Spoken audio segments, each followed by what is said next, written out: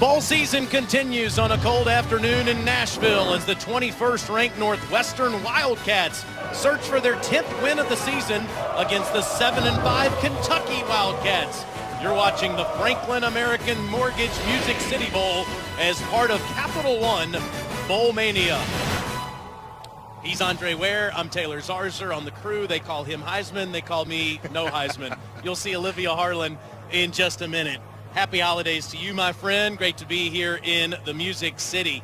How about the Northwestern Wildcats, Trey? They started the season 2-3. Yeah. Since then, they've won 7 straight games. How have they done it? Yeah, I think it's been the offensive line play. When you look at Blake Hance, their left tackle, he's the guy that really stepped up his play after that Penn State game, and the entire offensive line really opened things up offensively for Northwestern. That offensive line has been terrific, and they have all these holes for Justin Jackson, who quite possibly is the most underrated running back in college football. What do you like about it? Yeah, I think the nation's going to get a taste of one of the most underrated players at his position in the entire nation. We know that he can run between the tackles. He can hit plays on the outside. He's got breakaway speed. But he's a team's second leading receiver as well, making plays out of the backfield. And then he protects the quarterback. A 3-down player, Taylor, that is pretty much a lost art. Mix that with 4 straight 1,000-yard seasons, and you've got a special player in Justin Jackson. Man, do you. And on the other side for Kentucky, same story. Benny Snell, first team All-SEC for the Kentucky Wildcats. What do you love about the running back they call the Bandit? Well, I love the Bandit after contact. He's a guy that engages, a patient runner, a cutback runner, a guy that has accounted for 42% of the 1,300 yards he has after contact. He just runs through you and runs over you, will look you up, and is not shy about contact. Big Blue Nation looking for its first 8-win season in 9 years. Northwestern's looking for 8 wins in a row. Olivia Harlan has more on their terrific running back, Justin Jackson, when we return to the Music City Bowl in Nashville.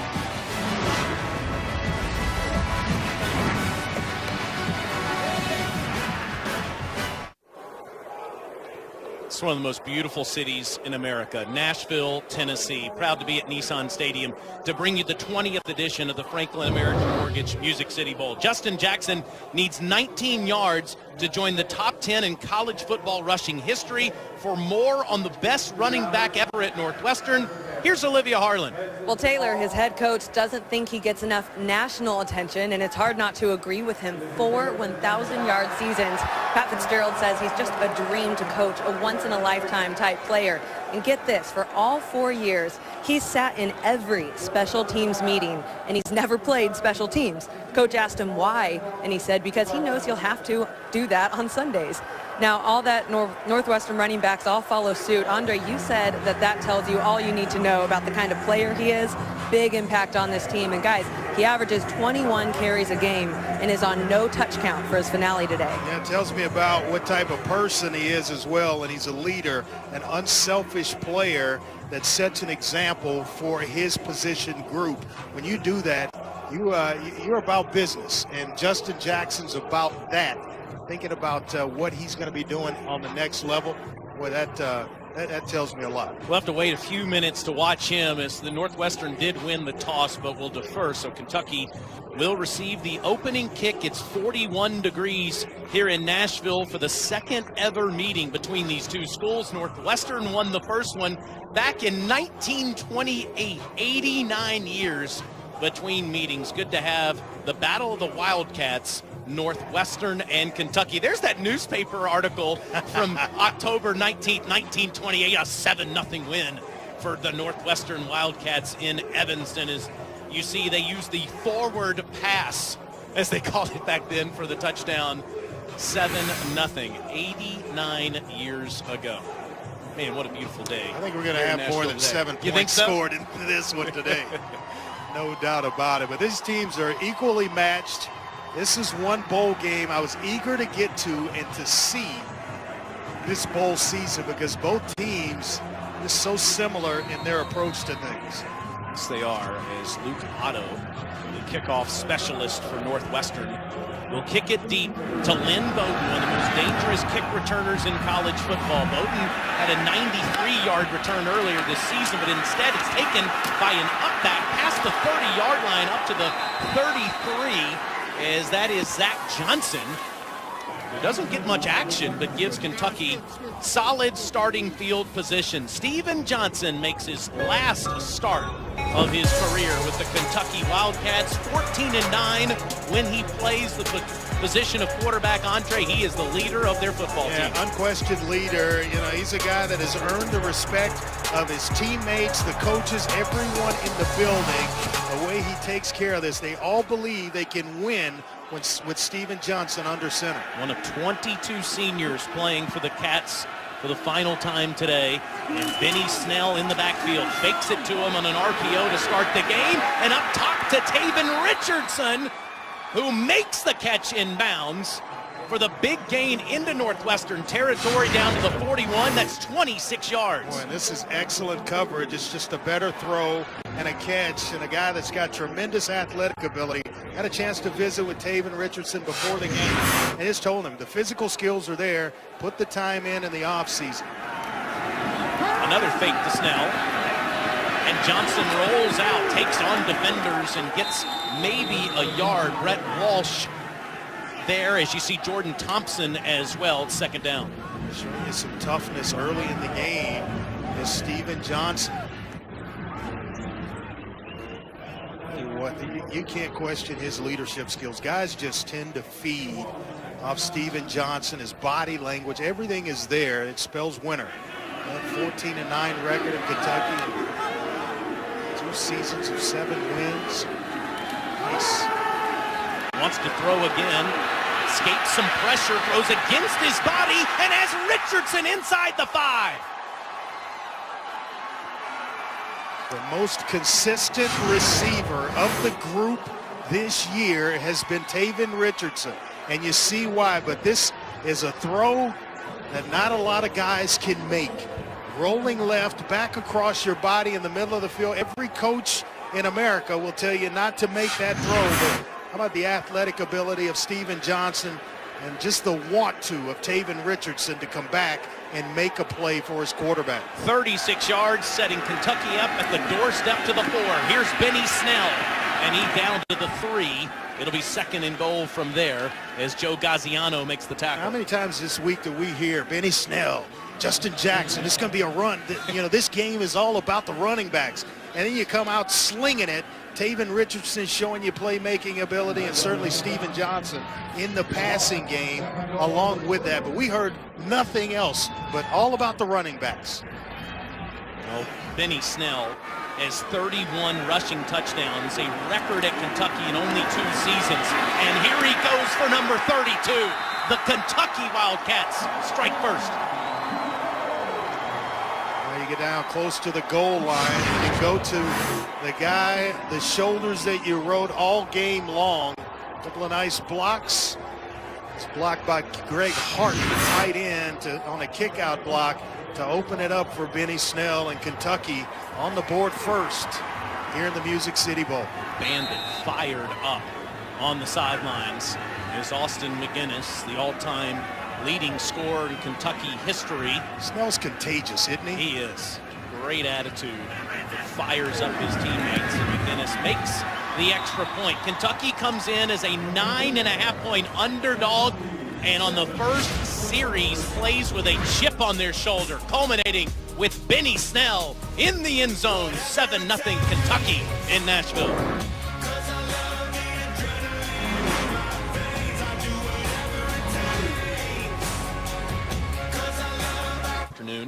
Is the other. Second and third place finishes in the SEC East the last 2 years. That's the best since divisional play in 1992, and back-to-back 7-win seasons for this program for the first time in 7 years. And he's a long way from satisfied. We had a chance to talk to him this week, and he is constantly or continuously building the Kentucky brand in terms of football. They've had a solid early signing class that he's pretty fired up about. And he said he got tired of poaching, got other teams coaching his players late in the process going into February, so he is a big advocate for the early signing period. McGinnis kicks it deep, and Jeremy Larkin puts a knee on it, and Clayton Thorson and the Northwestern Wildcats will start at their own 25-yard line. 6'4", 225-pound redshirt junior who thought about going pro but will be back next season for his senior year. Where does he need to improve, Andre? Yeah, I think it's the footwork. You talk to the coaches, you watch the film, it's just footwork, quickening things up. But I'll tell you what, the placement of the football is next level stuff because he will throw receivers open. If you're on the inside, he's going to place the football outside. If the defender's on the outside, he's going to place it inside. We'll see that all game long. We saw those 26 wins. Justin Jackson with a Houdini-like effort just to lose a yard in the backfield as Kentucky was all over him. Jordan Jones and company. Mike Edwards there as well as you see a flag come in. I think just from an athlete standpoint, Mr. Chris Coit here. After the play, personal foul, offense number 59. Half the distance to the goal, the down counts, second down. J.B. Butler, the former walk-on, he just doesn't do a whole lot of things, or just one thing well, but he does a lot of things pretty good. You'll see number 59 right there late, working against Josh Pascal. Starting at defensive end today for Denzel Ware. 2nd and 23. Northwestern at their own 12-yard line. The underneath pass goes past the 20 up to the 21 for 9 yards to Bennett Skoranek. And they won't panic. It's not a team that's going to make a lot of mistakes. Kind of surprised with a penalty early, but a big third down situation here. And Kentucky can get off the field and still have some pretty decent field position. Need to get to the 35, 3rd and 14.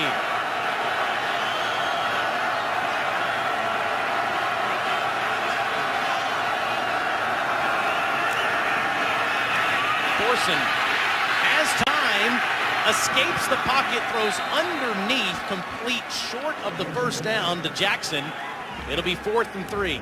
62% is Pat Fitzgerald on the season when going for it on 4th down. And talking to him before the game, he said when they cross the 50, it is dealer's choice. But this is clearly a situation where he has to punt the football back to Kentucky. Hunter Nicewander will come in to punt just under a 43-yard average. And you see Kentucky, who's been terrific with Charles Walker, returning punts all season.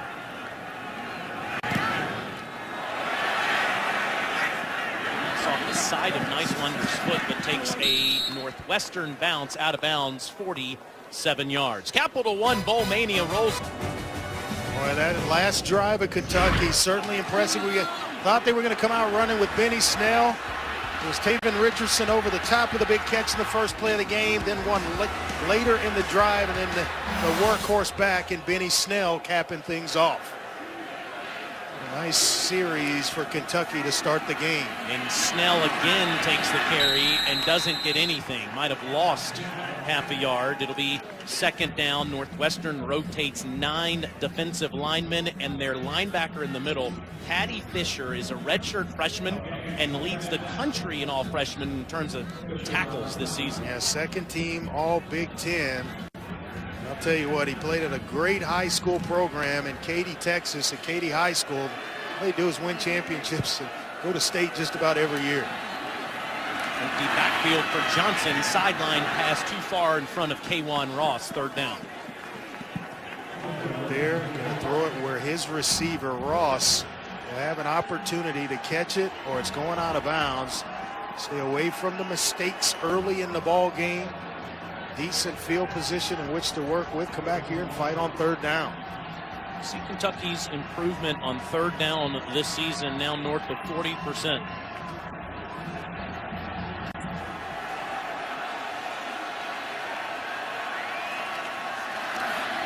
Johnson, sideline lob pass to Ross, who makes the catch, but they call it incomplete.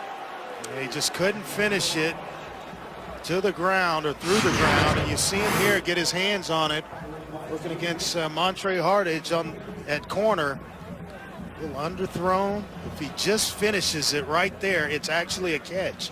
Body part, his left knee or right knee is inbounds. Just got to finish that baby. Matt Panton, the transfer from Columbia, the Australian rules punter, averaging over 42 yards per punt. You see him run up with that Australian tight punt, and it bounces near the 35-yard line and will go out of bounds. It is a 46-yard punt. Northwestern trying to get to work, down 7. Consecutive victory and a 10-win season for only the 5th time in program history. And this is Justin Jackson following blockers, and he gets past the 35-yard line for 3. With Denzel Ware sitting this game out, Josh Pascal, it was just a third down pass rusher for most of the year for Kentucky. Number 4 right there. He's going to have to play a bigger role as an every down player. He's a true freshman that is talented, but this is the most extensive action he's had. Thorson throws the deep ball one-on-one down there looking for Skoranek, but right in coverage is Derek Beatty. And I love the fact that the officials let him play. I saw a couple of guys bumping, receiver bumping the defensive backs fighting, and Beatty's fighting for position. It makes a nice play at the end of it to bring up 3rd and long. Again, another situation where Northwestern's not quite comfortable, Taylor. 0 for 1 today, have to get to the 42. Thorson under pressure, and down he goes. The man that Andre just talked about, Joshua Paschal, making the start for Denzel Ware with the sack. He is as I mentioned, 3rd down specialist, and he gets home. Watch him get up the field and then back underneath inside. Right here, the nice little under move. Keeps his footing and makes it right to the doorstep of Clayton Thorson. Josh Pascal, he is going to be some player. Everybody in the building respects the kid and just his work ethic. 3.5 sacks this year. Nice wander with his second punt. This one a good one. Walker calls for a fair catch. 49 yards in the air. The ESPN app is a fan's best going on all over the place today. That Wake Forest Texas A&M game continues to go back and forth. That's a lifesaver for a sports fan. No doubt about it. Saheem King in the backfield standing next to Steven Johnson. Instead goes to the true freshman Lynn Bowden, and Bowden has no place to go. He'll lose a few. Yeah, you got to get right up the field. The convoy's coming from inside out, and you don't want to continue inside. You want to plant that right foot, get right up the field, and just take what's there. That happens to a lot of young players because in high school, you're the best player on the field. I can outrun everybody. Patty Fisher is all over the place. He's a machine right there in the middle. Action pitch, just the man they call sci-fi, and King gets a few, and 42. Fisher again with the tackle. This guy loves Luke Kuechly. Many think he's the best middle linebacker in pro football. He sure plays like him. Well, he plays a lot like his head coach in Pat Fitzgerald as well. Sideline to sideline. He doesn't get tired. A guy that, as I mentioned, came from a great high school program. So he came in. They were able to redshirt him, but he came in ready to play. Fisher with both tackles, 3rd and 7 for Steven Johnson. And the throw to Richardson, but he can't bring the ball to the jersey, incomplete. That's one Richardson, when he's watching this film, he'll look back. The big 3rd down situation. He's going to wish he reeled this one in. Nice job by Steven Johnson and stepping up into the protection and delivering. It was there for the taking, no doubt about it. Just got to finish. 2 occasions on 3rd down, K'Wan Ross lets one miss it, actually misses an opportunity, and certainly there, Taven Richardson, another. Matt Panton with his second punt. As Flynn Nagel stands back and waits for it, calls for a fair catch at the 30-yard line. That's 42 yards. Pat Fitzgerald is Northwestern football. This is his 12th season. He's won 86 games. You see his career record as a coach and what he did as a player. Northwestern has 4 10-win seasons. He has 2 of them as a head coach, 1 as a player. This man made it very clear to us yesterday, Andre, in our meetings. Yeah. I'm not going anywhere. This is my program. This is where I'll be coaching forever. Well, they have got an athletic building that's going up that is second to none at Northwestern, where he got a chance to really design it himself. Thorson with the option to Jackson. A missed tackle by Kentucky, and look at Jackson go into Wildcat territory. That is Jeremy Larkin who got the carry there instead of Jackson on the option toss. And in the backfield, you see the missed tackle for Kentucky. Yeah, on a rare occasion in which they rest Jackson, it's Larkin who actually he leads the team in yards per carry with 5.2. Thorson, empty backfield, flushed out underneath the Skoranek. And Skoranek's near another first down. And this is where Northwestern offensively, they become dangerous. They get in a rhythm, and then all of a sudden they start to push the gas a little bit, like a lot of no-huddle teams do, but they have got a solid guy at quarterback in Thorson who can spread the ball around to many, many receivers. Josh Allen laying there on the field. Going back to Jeremy Larkin for just a moment, the primary backup to Justin Jackson. A lot of Northwestern fans are wondering, Andre, who will be the heir apparent to Jackson. Larkin will have a chance next season. Well, they're built similarly in stature, and I tell you what, he's got some speed. Mention the fact that he actually leads the team with 5.2 yards per carry on the average, and he's run for 391 yards on the year and about 5 touchdowns to go along with it. I'll say he will have an opportunity during the spring to solidify himself as the next guy. Redshirt freshman, so he'll be back next year as a sophomore. As you see Allen off the field. So the men they called the Blitz Bros, Denzel Ware suspended due to a team violation, and now Josh Allen, both off the field for Kentucky. This is 2nd and 4 for Northwestern. And this is Larkin, who's about a yard shy of the first down, where TJ Carter makes the tackle. Can't wait for Monday. Oklahoma and Georgia, followed by Clemson and Alabama in the semifinal games. Mr. Ware already on record. Yep. Clemson and Georgia, right? No doubt about it. So now 3rd and 1. It's Larkin again, and he's going to be short. Pat Fitzgerald will spin the dial here and go for it on 4th down. There's no hesitation whatsoever, and they're going to check in Justin Jackson on this 4th down situation. But I think man to man, man per man, this is the most athletic a team that Northwestern may have faced all year long. Northwestern 21 of 34 on 4th down. Kentucky's had a trouble getting off the field on this down, and they can't do it here either as Thorson gets the first down. Kentucky has given up a first down 18 of 25 times on 4th down this season. Yes, about 71% in that situation, but don't mess around with taking it back and an exchange to allow for penetration. Let Clayton Thorson, who is 6'4", 225, get behind big Brad North and pick up the first down. Fresh set of downs as Jackson goes out as a wideout at the top of your screen. Thorson flushed out, incomplete, looking for Jackson down at the 17-yard line. Let's go down to Olivia. Taylor, Josh Allen back on the field. He tweaked his calf. Trainer stretched it out, so he's back.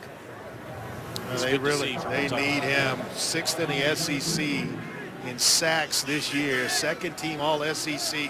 A guy that can play sideline to sideline. He can drop in coverage, rush the passer, as I just talked about. He is part of the heart and soul of this defense. 2nd 2nd and 10. This is a jet sweep to Jelani Roberts, who has the first down inside the 20. And if he doesn't get tracked down by Jordan Jones, he may be in the end zone and dancing, celebrating with his team. I mean, right here, nice job of securing the corner. A nice block by Cameron Green. Their super back is what they call it. It's more of a hybrid tight end, the move tight end, so to speak. He's able to turn the corner for a big game. Got 12, and he puts Northwestern in the red zone where they're 91% in scoring this season. Thorson to the end zone, incomplete. He was looking for Jackson, but he was double covered. I'm surprised. Darius West is in center field and is got a play on the football. Watch number 25. Come into your screen, make a play. He's watching the receiver. Get your eyes on the ball and make a play. You dive, you somehow make that play. West, who's had 2 significant injuries in his time with Kentucky, has made it through his junior season. This is Larkin, and he'll get just past the 16-yard line. Mike Edwards makes the tackle. It's 3rd and 8. Well, he is as good as they get. Mike Edwards will drop down. He can play nickel. He plays safety. He's about as good as it gets in the SEC at that position. 90 tackles on the year, and he's played banged up late in the season, but still out there and still contributing. Tied for the lead in interceptions, up there with 4 on the year. Northwestern needs to get to the 8. Incomplete. Looking for Macon Wilson, who is tied up there with Chris Westry. 4th down. Nice job of bringing some pressure to speed up the process. Watch the pressure off the edges. They bring it late and time it just right. Both guys fighting. I like the officials just allowing them to play today. This is Charlie Kubander, who's had a terrific freshman season, 12 of 14 on the year. And this will be from 33 yards.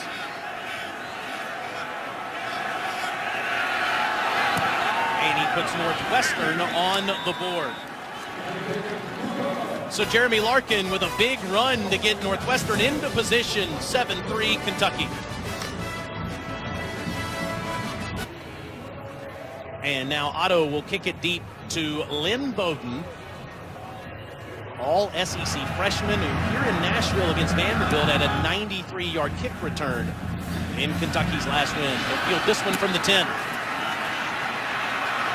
And he's past the 30 to the 35-yard line where Steven Johnson and the Cats will come back on offense. You were saying, Andre, earlier today, you were surprised at some of the inefficiency that Johnson and his receivers had this year. He lost Dorian Baker, one of their best wide receivers, but he came out slinging today with those throws to Richardson. He really had to just kind of develop chemistry with Taven Richardson and K'Wan Ross and Blake Bone, who was actually out of this one. And it was, new receivers for Steven Johnson. So it took a little while for the two to get on the same page.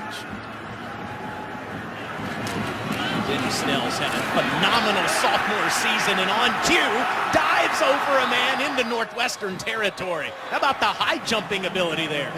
We were talking about you can feel Benny Snell play football. And I mean, he has you on the edge of your seat each and every time he touches the ball. What a run here. A nice little hurdle right there. Give it, take it away, and continue on. Yards after contact, we mentioned it at the top, 42% of the yards he's rushed for this year have come after contact. Got 18 on the last play. He gets some contact and still gets a yard or 2 here. He's the first ever Kentucky running back with back-to-back 1,000-yard seasons. Next year, he'll be on pace to become the leading rusher in school history in only 3 seasons. Already has the rushing touchdown record. Had one in this game. He has 32. And Justin Jackson has put together 4. Benny Snell certainly on pace to do that, provided he sticks around for his senior season. 2nd and 9. Fake to Snell. The throw goes to Josh Ali, who only has has 2 catches on the season. It'll be 3rd down. Yeah, I talked to Eddie Grand down on the field before the game, and he told me this is a young man, along with Isaiah Epps, who had an outstanding bowl practice run. Both had excellent bowl practices, and they're really waiting on him to take the next step. He's a talented youngster. He's going to have to contribute in a big way next year. Neither team has converted a 3rd down yet. Combined 0 for 6. Johnson into traffic, dangerous pass, looking for Bowden. It's 4th down. Yeah, excellent coverage by the safety. Kyle Cairo. Yeah, Kyle Cairo is in great position to make this play. You'll see him allow Bowden to release off the line of scrimmage, and then there, plants right with him. Pretty much runs the route with Lynn Bowden. What to do here for Kentucky? Just inside Northwestern's 42-yard line. At least initially, Snell and Johnson stay on the field.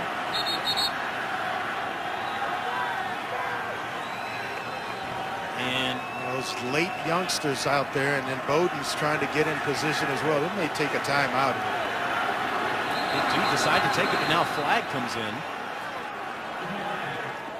Maybe an illegal motion, but I'm not sure. Epps got set and Bowden started. False start. Yeah. Offense. All 11 players did not set prior to the snap. 5-yard penalty. 4th down. Epps had to get himself to the other side of the formation, and then Bowden comes in motion. Never got set. If both had stopped, then you can go ahead and continue the play, but you'll see Epps get himself set, and then Bowden comes in motion. The ball's going to be snapped as he's trying to get himself outside. And that's one where if you're a senior quarterback as Steven Johnson, you just tell him, hey, stop. You got to know that. Stop. We'll snap the football, and then we're all good. Canton with his 3rd punt, trying to pin Northwestern deep, and it goes over Charles Mouche's head. Northwestern will have it at their own 20-yard line. Let's go down to Olivia. Yeah, guys, this is kind of a revenge game of sorts for quarterback Clayton Thorson. The last time he played an SEC opponent, it was a big loss to Tennessee in the Outback Bowl. Still their largest margin of victory, 45-6. So when he found out the opponent in this one, he was pretty excited. He said, I got to admit, that's one thing I was looking forward to in this game. He was a freshman starter back in the end of the 2015 season. He was intercepted twice, sacked 4 times, and now he comes into this one as Northwestern's all-time winningest quarterback. With 26 career wins, and he hands off to the best back in Northwestern history, Justin Jackson, who has a chance to get into the top 10 all-time in college football rushing today. Yeah, really got a lot of respect for this young man. 3-down back, and you know what? You got to be durable to do and accomplish what he's done, rushing for 1,000 yards 4 consecutive years. It's amazing. It's 14 more. This time Thorson loads up to Skoranek, and Bennett makes the catch, but a flag comes in, and Northwestern thinks it's on Kentucky. And it is. It's just a little bit extra by Derek Beatty, the corner, where you don't have to flip a guy like that. That is what they're trying to get out of football. In wrestling, it's a belly-to-belly suplex. After the play, personal foul. Defense, number 8. 15-yard penalty. Automatic 1st down. And it doesn't play in college football. Nice throw here by Thorson, the completion, and that right there every time is going to draw a penalty, especially if it's even close to the whistle. So with the catch and the personal foul, that's a 24-yard play for Northwestern that gets them right near midfield. Here's Jackson looking for space, and he is near the 45-yard line. Nice move, good patience, and you see why this young man has gone about the way he's done it. Only one of 9 players to rush for 1,000 yards in 4 consecutive years. And he slips and falls just past the 43-yard line on a 2nd and 3, and what's the last play of the first quarter in the Franklin American Mortgage Music City Bowl. Battle of the Wildcats today. Kentucky leads Northwestern 7-3. We're back to Nashville in just a moment. All history. He's already passed a bunch of famous running backs that we'll show you in just a moment. First things first, he needs to get his team a first down on a 3rd and less than a yard. Here's the pitch to him. And he's 10th in college football history inside the 30-yard line. 14 yards there for Justin Jackson.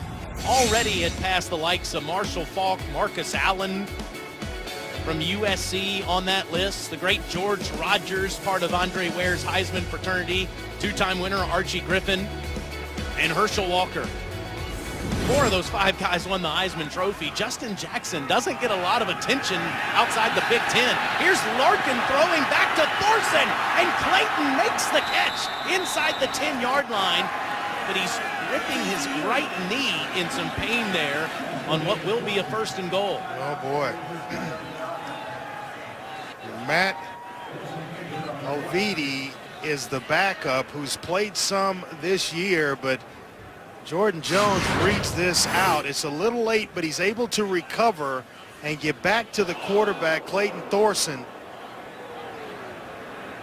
I mean, you could just kind of see that left knee or right knee actually buckle as Jordan Jones makes contact right there. Not a pretty sight. It's a huge groan in the crowd when they showed it on the board here, and Thorson in agonizing pain on what was a 24-yard catch by the quarterback. We'll check on him in just a moment.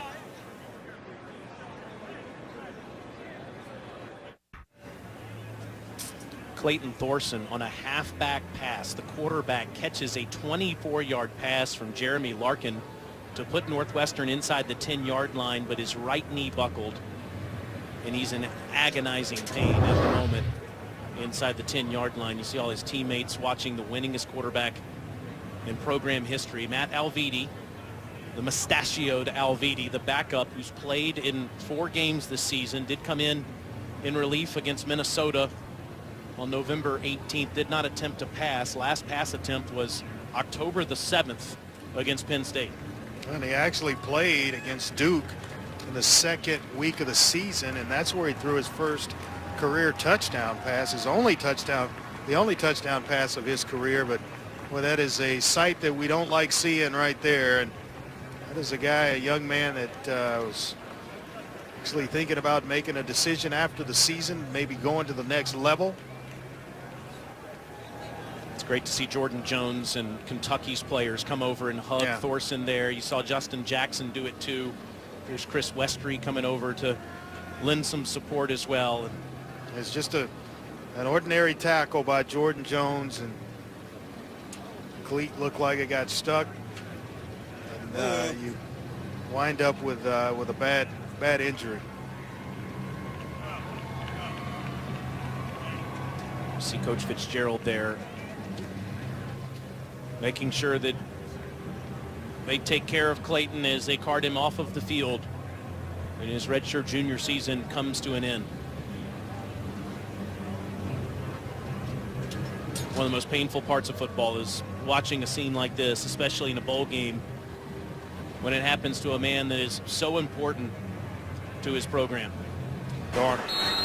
Bob Shoes and Brock Heward, Allison Williams, they have a great one coming up in Arlington after this. So 1st and goal for Alvidi from the 5 with Justin Jackson standing next to him. And here's Jackson straight ahead to the goal line, powers in. Touchdown, Northwestern. You just don't think that he can run between the tackles at 5'11", 200 pounds, but defenders rarely get a straight shot on Justin Jackson, and you'll see here, this is just second effort. He's engaged by Courtney Love right about the line of scrimmage, and he actually goes forward. You see there the approval of Pat Fitzgerald. Does this man love football or what? Oh, and there's no doubt about it. All you got to do is sit in a room with him for about a minute. So much emotion from Fitz. in his 12th season as the head coach of the Wildcats, searching for their 8th straight win. Vander's extra point is good, and Northwestern has its first lead. They have been outstanding in the second quarter this season. More on that in just a moment, but let's get an update on Clayton Thorson. Down to Olivia. Yeah, Taylor, it is his right knee that was injured. He can move the leg, and an athletic trainer told me they couldn't really evaluate on the field to know the severity, so obviously going in the locker room. But Northwestern also lost another offensive player on that drive, wide receiver Bennett Skoranek. He's in the locker room getting evaluated after that big hit. His return is questionable. Yeah, that was a hit by Beatty, being slammed to the turf, which drew the unsportsmanlike conduct penalty. That's when Skoranek left the field, and you could see him. He had some cobwebs, and they were trying to get him right. Northwestern's been outstanding in quarters 2 and 4 this year. They didn't score a point in their last 3 games in the first quarter until they had a field goal today. But look at those numbers. 40 points in the first quarter to 136 in the second. And they add to it today with that touchdown score just a moment ago. Yeah, they've been magnificent. And what it tells me is they figure you out after the first quarter, and then it's just coaching. We're going to change up some things. They're doing this. We're going to go to this. And Northwestern has been just about automatic in the second and fourth quarters of games. Bowden fields this one inside the 5. The man can fly, and he's up near the 40-yard line. True freshman that does everything. Wide receiver, running game, throwing passes, and he's first team All-SEC in the kick return game. Yeah, he got a couple of nice blocks up front. I think Josh Pascal was on that kickoff return team, out throwing a block in front of Lynn Bowden. A couple of true freshmen doing some nice work. Youngstown, Ohio, that is Mark Stoops' country. Stoops has a lot of his relatives here in the stadium today. Steven Johnson underneath and throws behind his intended tight end, Justin Rigg. I feel you, Steven Johnson. You never, as a quarterback, want to see a guy throw his hands up after you throw a pass. You have no idea what I'm dealing with back here in this pocket. So don't give me the hands like I don't know when the ball's a little offline. He's had some communication issues with his tight end since C.J. Conrad went down in the Georgia game, lost for the season with a foot injury. He pumps and throws down the field for a first down to Charles Walker. Nice job there, getting the corner to bite. And Walker just continues, slips right behind the corner between the safety right there. You get the corner to bite, safety can't get over there in time. Ikwe trying to get off the hash to get over to make a play, and he's unable to do so. It's a 23-yard catch for Walker, who made 14 of his 24 career catches this season. Johnson from a muddy pocket, deep ball one-on-one to Richardson, and the flag comes in. What an effort by Taven Richardson. And he's working against Montre Hardage, the corner. Fouls by both teams, they will offset. Pass interference, defense number 24. Holding, offense number 73. Replay first down. Yeah, Kyle Meadows, the left tackle. But Hardage is riding the jersey all the way down the field. You see the hold right there. Right there in the center of your screen by Meadows. Saw Patty Fisher there at the end of the play get to Johnson. That was not called, and we of course had pass interference at the end of the play. So offsetting penalties. Let's go back. We'll check out the Harding foul. Yeah, watch him just grab the jersey right there. I don't know what yard line that is. Probably about 7 yards. The right hand on the shoulder pads, and then you never look. Boy, that is the definition. They ought to put a photo or video up of what not to do. And he's actually shaking up himself. Junior out of Georgia, had 5 interceptions last year, has 7 in his career. He has a good cover corner that's not afraid to certainly mix it up. 53 tackles as a corner this year. You'll put your helmet in there and mix it up if you're coming away with 53 tackles. A lot of guys aren't willing to do it. So after all of that, Kentucky will do it all over again from the 37-yard line.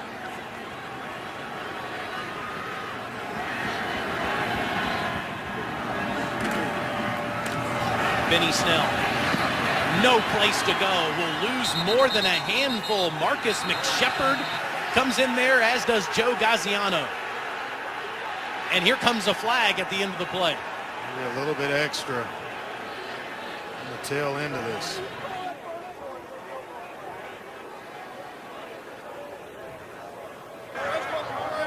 After the play, unsportsmanlike conduct. Offense number 26, contact with an official.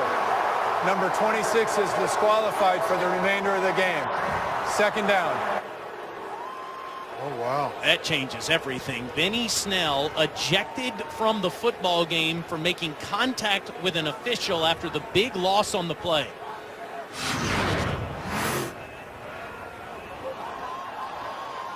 See him straddling the sideline, gets up and says, get your hands off of me, basically, to Chris Coit, the referee. Come on, come on. I mean, you got a guy that's being overrun by 5 players.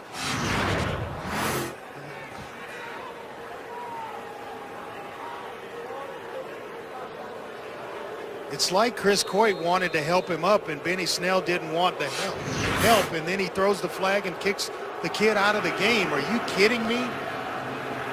Now 2nd and 32 for Kentucky. Johnson to the sideline. Gaziano got a hand on it. It's 3rd and a mile. Taking Benny Snell out of the football game that changes everything for Kentucky. That is ridiculous, in my opinion. Absolutely ridiculous. You're absolutely going over. You put your hands out, and he snatches away, and you throw the penalty and then eject him. Unbelievable, in my opinion. Well, you could tell he was trying to hesitate there without really pushing Coit. And there was no push. He just pulled his hands back. Jordan Jones comes over to talk to Snell. Painful way for his sophomore season to end. Johnson underneath to Snell's backup, Saheem King. It'll be 4th and a mile. Kentucky's forced to punt. That's when you should not be a part of the football game. Chris Coit, the official. I mean, you just don't want that to happen where that is arguably the best player on offense for the Kentucky Wildcats that they've lost because you were looking to help him up and he didn't want the help. At that point, you don't know if it's a Northwestern player or an official. You just don't want the help. It's like, get away from me, and then you kick the kid out of the game. Ridiculous, in my opinion. Nagel calls for a fair catch on Tanton's punt. And with 12 minutes to go in the second quarter, Northwestern has the 10-7 lead. You could argue Benny Snell is as valuable to his team as anyone in college football. Out for the remainder of the game. Picked up that belly-to-belly suplex. That's some wrestling going on. And everything has changed now that Benny Snell has been ejected from the game for making contact with the referee, Chris Coit. Heard Andre's thoughts on... But I don't think he made contact. Chris Coit bent down to reach for Benny Snell, and he didn't want the help, and you toss him for it. That's crazy. One of the best running backs in the SEC is in the locker room. One of the best in the history of college football has the ball now. Justin Jackson still on his feet past the 30-yard line. He starts to get hot. Look out. Because then the play action comes into play, and this backup quarterback and Matt Alviti will certainly need to ride the shoulders of Justin Jackson for a little while here until he gets entrenched in this ball game. 14 yards for the 10th leading rusher in college football history in his last game. This is Matt Alviti spinning around, and he's down at the 34-yard line in relief of Clayton Thorson, who had a significant knee injury on a catch that he made from Jeremy Larkin that set up Northwestern on their last drive. They scored a touchdown on the next play, but Thorson in the locker room, two of the biggest stars coming into this one. Northwestern quarterback Thorson hurt, and Kentucky running back Snell ejected. Justin Jackson still on the field, trying to find some space as he's bottled up by Quentin Bohanna. Who's had an outstanding year. True freshman along the defensive line. They really needed someone to step in at that position. Lost to graduation, a lot of defensive linemen, and Bohanna has really stepped in, solidified things along the defensive line, especially the interior portion of the D line. And now Josh Paschal is down. Making the start today for Denzel Ware, who's suspended due to a team violation. Yeah, they're already short-handed at defensive end. So Paschal looks like he's walking to the sideline without much pain. They'll need him back on the football field. As Matt Alviti, the backup quarterback, the senior from Park Ridge, Illinois, he has a 3rd and 7. Northwestern just 1 for 5 on 3rd down. Hasn't attempted a pass since game 5 against Penn State. Under pressure, will run it for the first down. Past midfield and down near the 49-yard line where he's tackled by Courtney Love. That's 16 yards. It looked like maybe a face mask at the very end of that was missed, but you got deep zone drops by Kentucky and a little bit too deep. Alviti is able to take full advantage of it. And if I'm Kentucky, I'm crowding the line of scrimmage, playing the run, forcing him to beat me. Is a sweep to Nagel, and Flynn, he gets past the 45-yard line. As I was saying, just kind of, I'm going to force the hand of Matt Alviti. Try to keep him in 3rd down and long situations and take away Justin Jackson if I can. Already 15, make it 16 rushing attempts so far for Northwestern. And the 17th goes to Jackson. Not much there. That's exactly what Matt House, the defensive coordinator, chose to do. Crowd the line of scrimmage, 7-8 in the box. A nice play by Josh Allen to bring up another 3rd down situation here for Northwestern. Allen's had 3 terrific years. He's a true junior and is thinking about the next level. Mark Stoops had lunch with his mother, his girlfriend, and him last week to discuss it. Trying to put on a show here today in Nashville.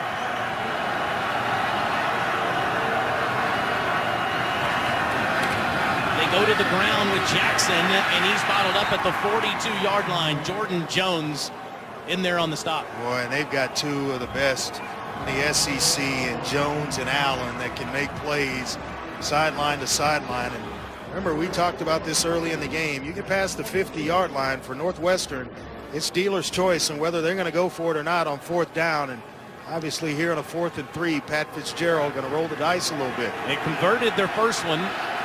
Here's their second try. You saw Jones celebrating, had to fly back on the football field to get ready for this. They have to get to the 39. Incomplete. Derek Beatty gets a hand in there late.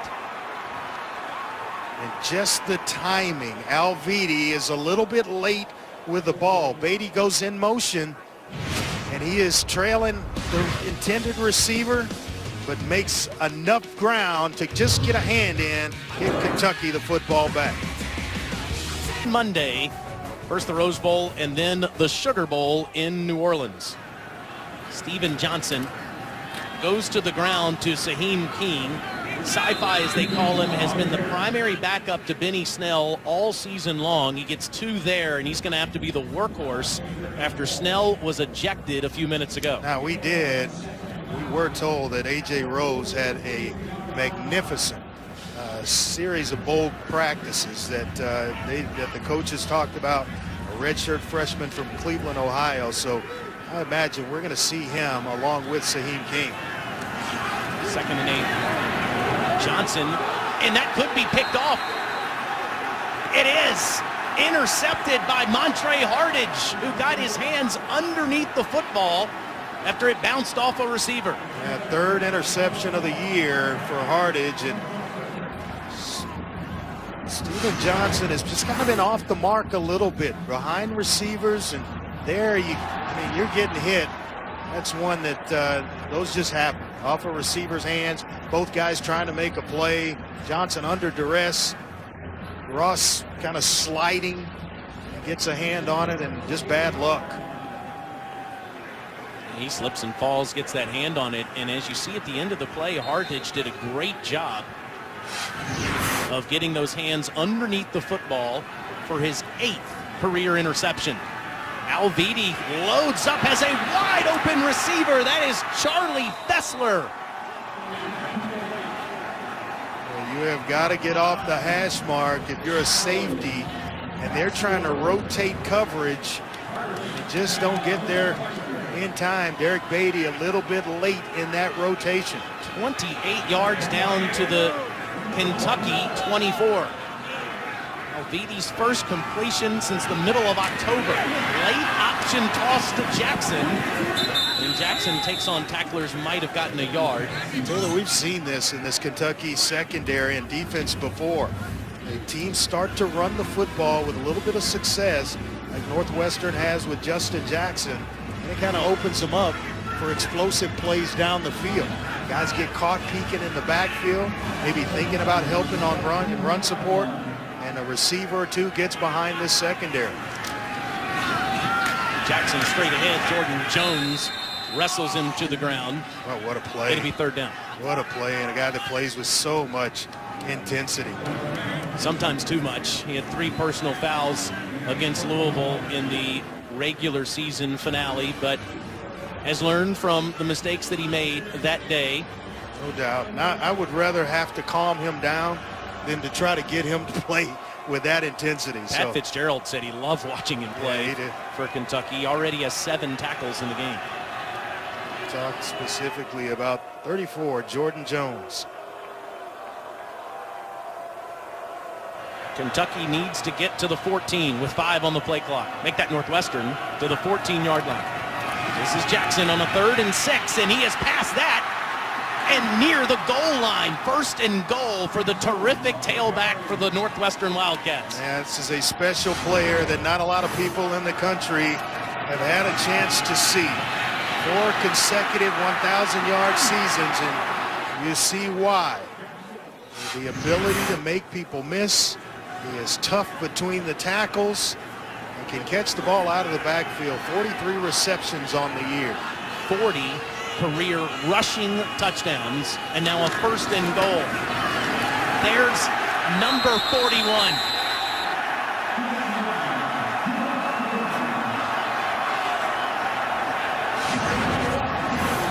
Goes airborne here. His job in the middle. They pull J.B. Butler around and really don't even need the block. It's the athletic ability of Justin Jackson to will himself into the end zone. 3rd in Big Ten history in career rushing yards. Went to number 10 in college football history today in the 2nd quarter. Archie Griffin won 2 Heisman trophies. Ron Dane won 1. Those are the 2 guys in front of him in Big Ten history. Kubender gets the extra point up, and Northwestern's lead is double digits suddenly with 17 unanswered points. Montre Hardage with the interception off the bounce. And then Justin Jackson finishes it all. Northwestern on top. They can run between the tackles, outside. Mention the fact that how well he catches the football, but he is dangerous when he gets in the open field, and rarely do you get to measure him up. Took it away from Lynn Bowden and is taken past the 35-yard line to the 36 by Cash Daniel. Let's get a studio update. Say hello to Kevin Nagandi. Kevin Nagandi here getting you ready for the Mercedes-Benz halftime report coming up. Marty Smith goes one-on-one with Hunter Renfro. We'll get you ready for the Cotton Bowl with Booger McFarland and Tim Tebow, plus the craziest bowl game of the season. Back to you guys in Nashville. Yeah, Wake and Texas A&M in Charlotte today. 107 combined points.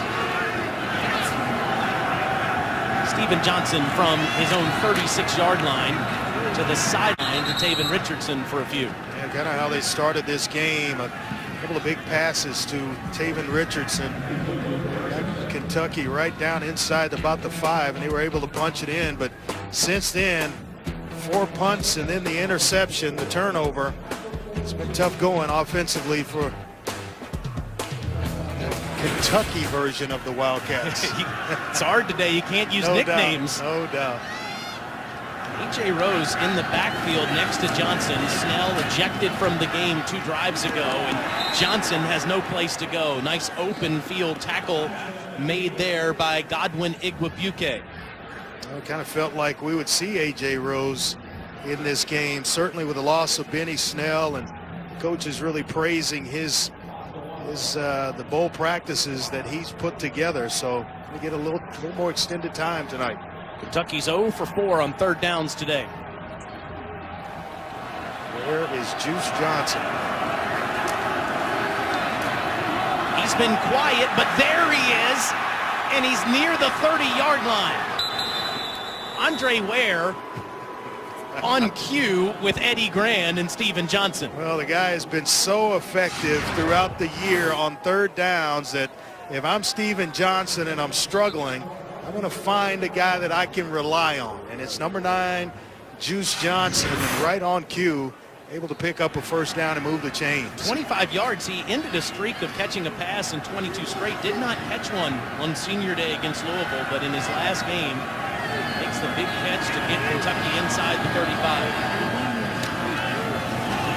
And here's A.J. Rose down near the 30-yard line. Boy, Kentucky's entire identity changes, Andre, with Snell out. Well, it's the production, Taylor. When you talk about 559 yards of the 1,300 he came in, 42% of his yardage came after contact. They keep beating that because it's outstanding. 42% of his rushing yards came after he's engaged a defender. And you can't replace that type of production that Benny Snell brings to the table. Rose with just 14 carries on the season.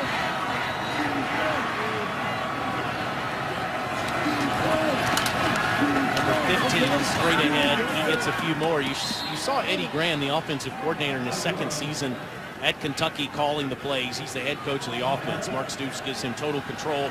31 years in coaching. Went to Ole Miss, Auburn, Tennessee, Florida State, Cincinnati, a long-time Tommy Tuberville assistant. I love the guy. Love him, and he is a tribute to college football and all the young men that he gets to work with, and certainly makes our jobs a lot easier from week to week when we get a chance to cover Kentucky. He's had to overcome a lot of adversity this year with Kentucky's offense. Here's a 3rd and 5 for Johnson, who shuffles his feet. Gets rid of it at the last minute, dumping it off in front of Ross. Joe Gaziano on that Kentucky sideline over there, applying all the pressure. Yeah, the big fella. He's their best pass rusher and shows you the pass rushing skills there. A young player who's only going to get better. He led the Big Ten in sacks with eight this year, 7 of which came in conference play. So he is only going to get better. A true sophomore. Now, Austin McGinnis has a huge leg, and they are going to go for it. The field goal here with 2:01 left in the 2nd quarter. 71 career field goals, 21 this season, tying his own record from last year.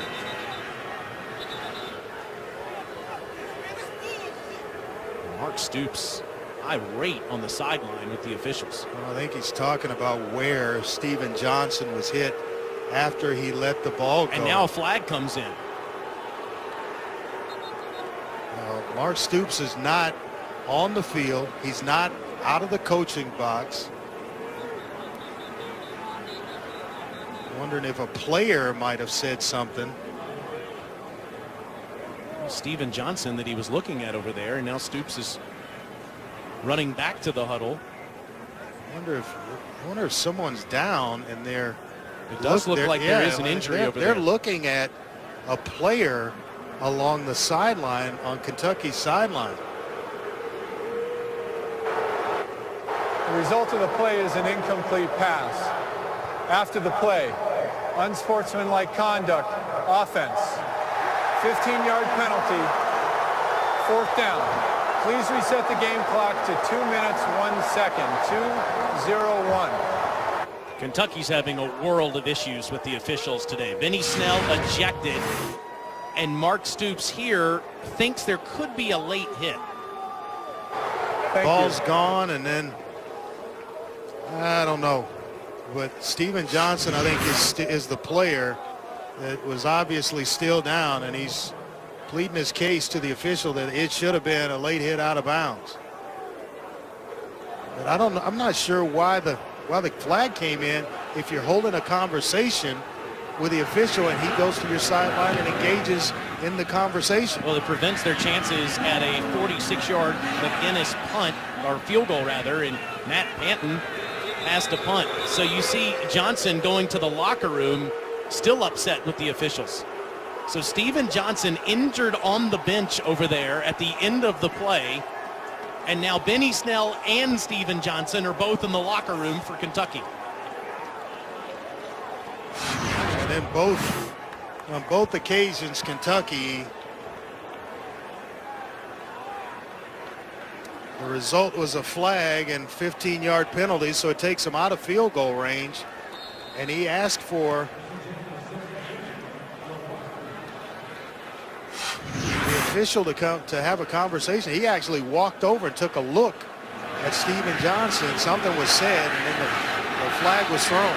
Meanwhile, Clayton Thorson injured his knee severely, so this is Matt Malvidi, the backup, on his 3rd possession. And down he goes. Sacked in the backfield by the Kentucky Wildcats, as that was Kentucky's Calvin Taylor, rather, that comes in there. And Mick McCall trying to break tendencies and stop and throw the football on 1st down rather than go with a run to Justin Jackson. And allowed Kentucky to get home. And now 2nd and 12. This is a team that's kind of built for being on schedule offensively, especially with Clayton Thorson out of the game at quarterback. A loss of 2 after the sophomore from Augusta, Georgia, sack of Alvidi. Jackson shows that lateral ability, and he gets up to the 25-yard line.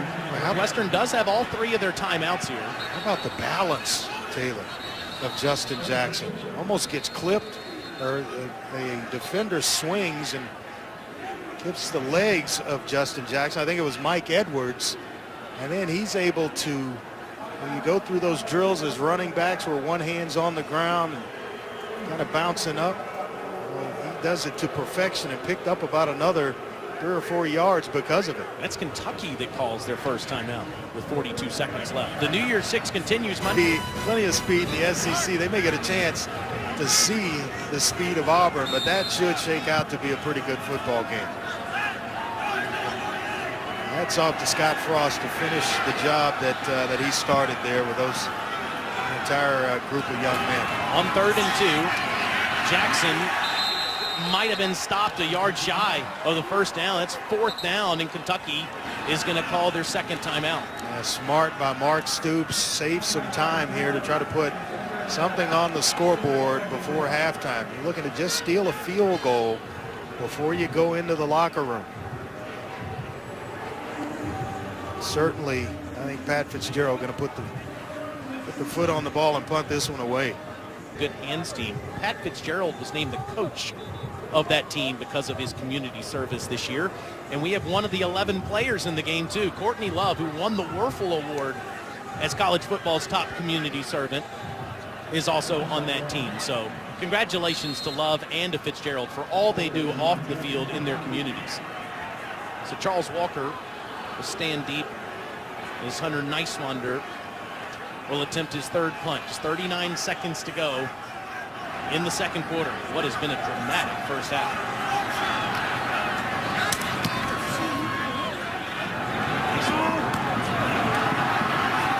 this one to Walker. And Walker gets a few yards on the return after a 40-yard punt. That'll be a good one. We've got Drew Barker here, 6'3", 220-pound junior quarterback who actually started some games last year.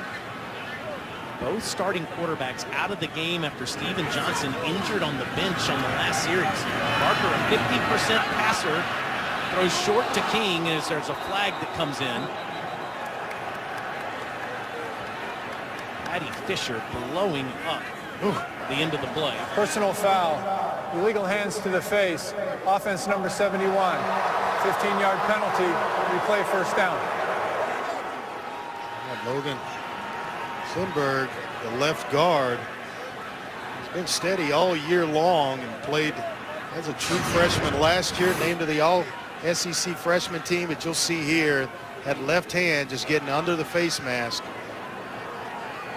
Jordan Thompson, the defensive tackle. That's 4 personal fouls on Kentucky in the first half. They have been costly. What you thought you could steal maybe 3 points, get a drive starter on first down, and then get into your hurry-up offense, now seems like it's going to be impossible. Kind of going to take a look at this to see if there was targeting on the play.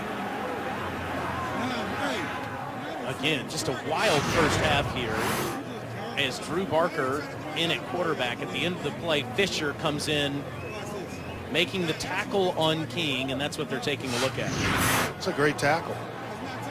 It's right between the 2 twos on the jersey of Saheem King.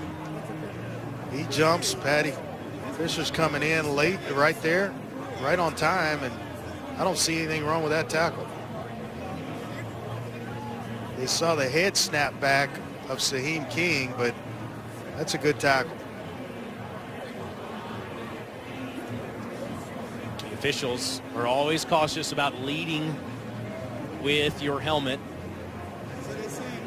And it looked like that happened at the end of the play, but as you said, at least traditionally, that's always been seen as a textbook tackle.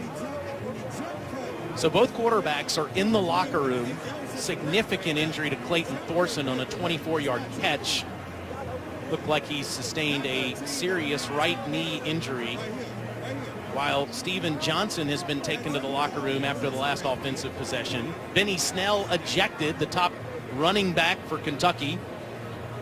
And now we have Drew Barker and Matt Alviti, number 7 for each Wildcat squad, as backup quarterbacks in the game. Possibly Patty Fisher, if they see it differently than I do, with a targeting penalty, who has or averages 9.2 tackles per game for Northwestern. He only has 3 today, but there's a lot of football left to be played. He had the most tackles in one college football game this year. He had 14 solo tackles against Michigan State.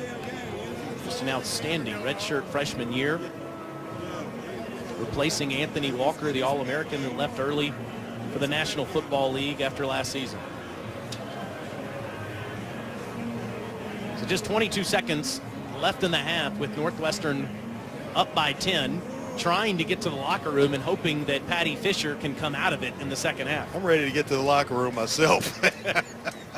Let's get there. After review, there are fouls by both teams on the play. Targeting, defense number 42. Number 42 is disqualified. Personal foul, illegal hands to the face, offense number 71. The penalty's offset. Replay first down. Andre, if you were to name 5 players that were most significant in this game, Fisher, Snell, Johnson, and Thorson would all be on that list, and they're all out of the game. I don't see it on that play. And I'm an offensive player. I mean, I favor the offense in most situations. They're first of the half. You would think, 30 but seconds in length. I don't see it on that tackle.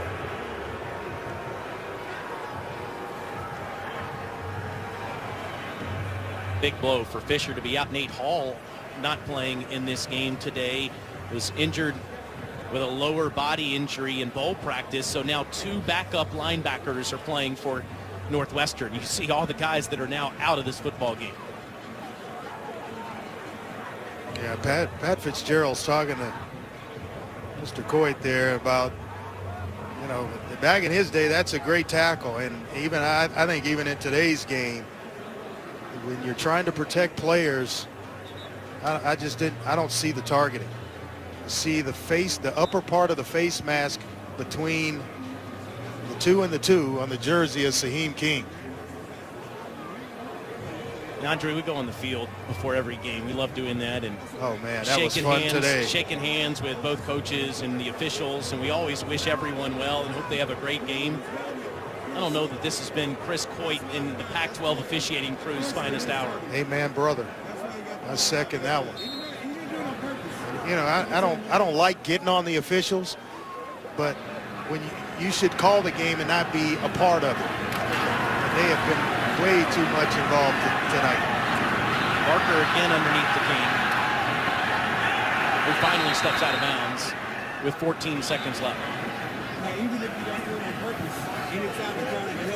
You may have an opportunity to take a shot or two depending on what you get here on second down if you're Drew Barker. Has some experience, started last year as the starter before giving way to Steven Johnson. And Steven Johnson has never looked back. He had a significant back injury that happened in the Florida game. He did play against New Mexico State, the third game of the season last year, and as you mentioned, was out for the year. Steven Johnson has been the starter ever since. Barker eludes the sack, throws down the field, and that is caught by K'Wan Ross. This is an NFL field, but can't get up and run in a college game. That's 16 yards. Well, they got to hurry or go ahead and spend the time out here. They do exactly that. They take the time out. So now he'll have one play in which to try to buy some time and allow receivers to get to the end zone. Now they've got K'Wan Ross, who is 6'6", who I would love in a jump ball situation, and then Taven Richardson, who's at 6'3", is another. Now with 7 seconds, they could straddle the sideline, Andre, and get 8 or 9 yards. Austin McGinnis' career long is 54 yards. He did make a 53-yarder this year against Missouri. It has got to be super quick, Taylor, with just 7 seconds left on the clock. I got to feel like they're going to go ahead and take the Hail Mary approach here. Unless you got Juice Johnson here on a quick out that maybe you can get that executed with about 3 or 4 seconds left, and then you all of a sudden Hardage just walked over there, so that gets taken away. And now Northwestern, seeing the alignment, calls their second timeout. Yeah, that's just good coaching right there by Pat Fitzgerald. Can't go home with timeouts. You're going to let me see the formation, so now I know exactly how I'm going to defend it.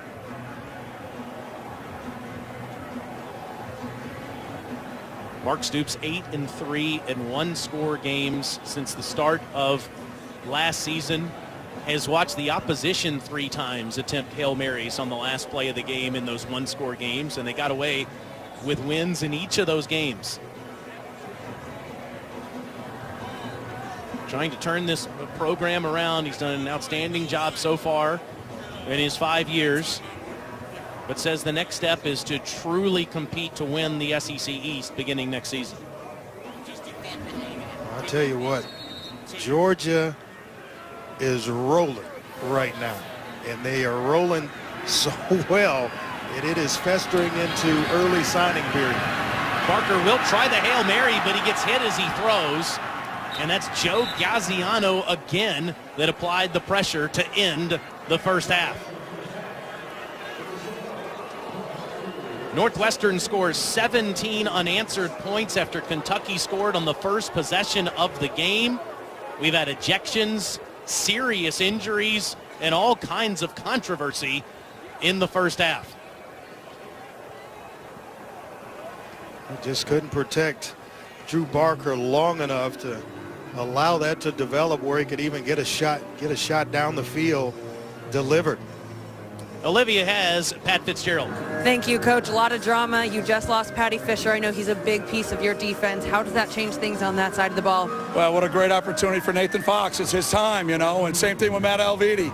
That's what we built our program on, next man up, and hopefully our character will shine through here in the second half. After Clayton Thorson's injury, I saw you gather the team. What did you say to them after losing their leader? Well, I told him what Clayton said to me, and we'll keep that between us for right now. But he's a heck of a competitor and a great young man, and I expect Matt to go out and play great 30 minutes for him. Thanks, Coach. Thanks, go Cats. We'll take some backup.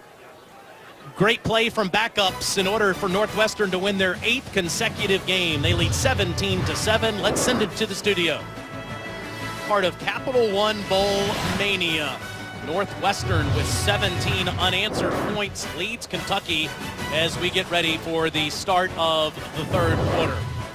We are shaking our heads at what we just witnessed in the first half. He's Andre Ware. I'm Taylor Zarzer. Olivia Harlan is on the field. Twitter's losing its mind right now. We've had ejections. We've had significant injuries. A lot of craziness in the first half. Yeah, it really has. I mean, you just don't know how to handle what went on in the first half of this ball game. Yeah, Clayton Thorson, the quarterback, with a serious right knee injury there.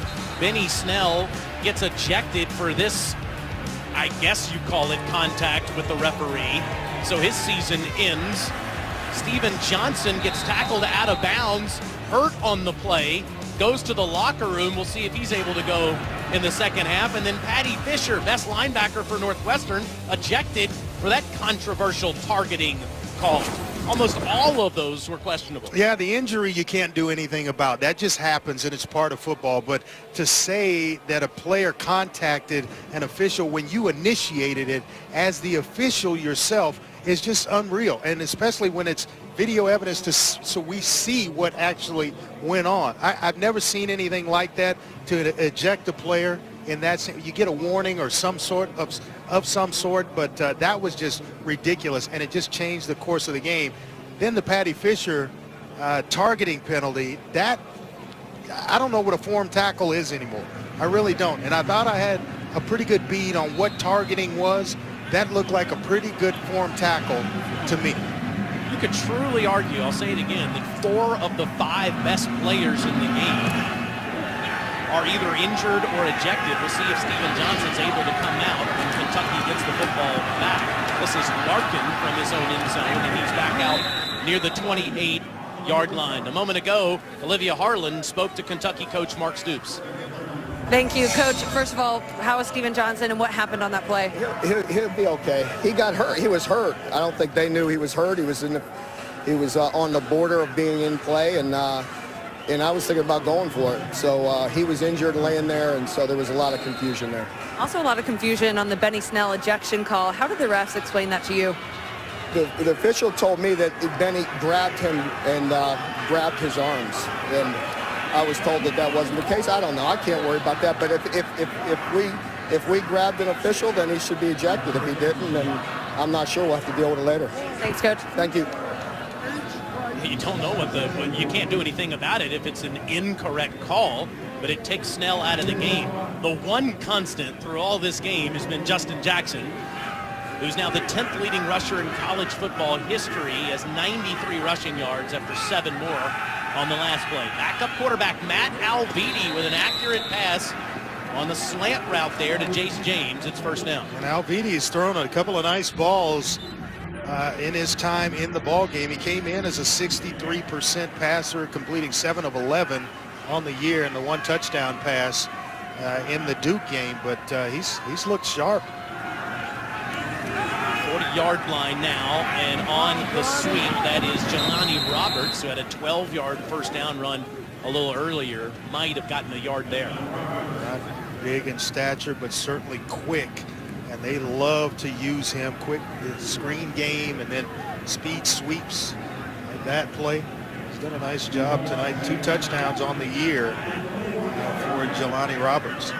Ultimate by committee group at wide receiver this year after losing the Big Ten Rookie of the Year, receiver of the year, rather, Austin Carr last year. Jackson, look at that effort, gets 9 more. And he's so patient, just allowing things to kind of set themselves. Waiting for his right guard to pull and get get around, and then all of a sudden you see the explosiveness. You never get to line him up. Jackson's so good at just putting you where he wants you to go. See, he went over 100 on the last play. It looked like Quentin Bohanna may have jumped early, but the call's not made. Alviti does get the first down, and Northwestern in Kentucky territory. Again, they've scored 17 unanswered points. Kentucky came out guns blazing, scored on the first drive. It's been all Wildcats since. That's Northwestern Wildcats in the battle of the Wildcats today. Just can't do it. I mean, you can't use the nicknames tonight. Yep. Lots of Tigers and Wildcats playing each other, especially in bowl games in college football. This is the second ever meeting between these two schools, first since 1928.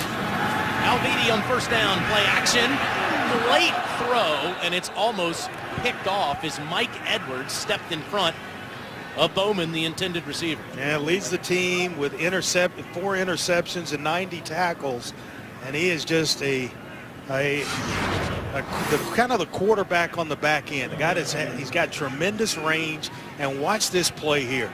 Leaves his area of the zone to make the play inside of himself. That's good work. Jackson spins ahead to the 45. It'll be third down. Perfect position for Kentucky. Now finish the job if you're the Kentucky Wildcats and get off the field here on third down. Northwestern, they're third medium,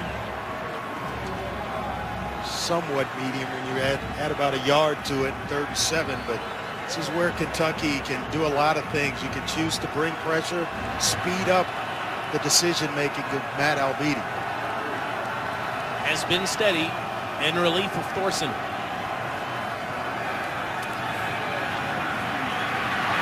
And he throws the first down pass on a 3rd and 7 to Jace James for 11 yards. It's been proven now to Matt House that if you give Matt Alviti time, he can beat you with his arm, and he can go through his progressions and his reads. That's a nice job. What a nice route run by Jace James, the true freshman receiver from Carroll Stream, Illinois.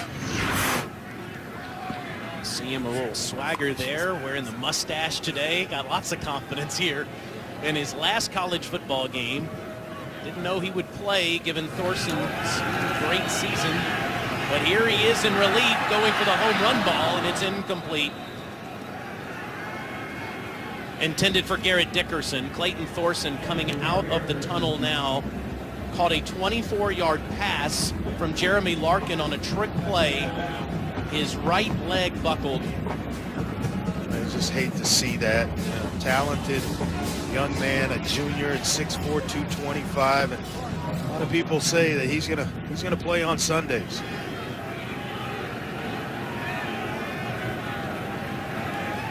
This is Larkin on a 2nd and 10, and he's trapped after 2 yards. Courtney Love with the tackle. So much credit for what he does off the field. Has been the team leader for Kentucky and Mark Stoops on defense. Yeah, and the last 3rd down situation, defensive coordinator Matt House chose to go zone coverage. I would bet he's going to speed things up here and find a way to bring some pressure on Matt Alviti. You give him time, he's been able to convert. He did it on a 3rd and 7 a couple of plays ago. This a 3rd and 8. Here comes the pressure. Jordan Jones can't get to him. Alviti escapes, and he gets about 6. It'll be 4th down. And it's enough where Pat Fitzgerald will go for it here. Not going to trot the kicker on the field here. He told us when he gets past the 50-yard line, he's not afraid to go for it. 62% on the year in converting on 4th down. And to your point, Charlie Kubander's long on the season is just 40 yards, so they're not really in his range yet. They have to get to the 24-yard line. They're 1 for 2 on 4th down today. This is their 37th attempt this season.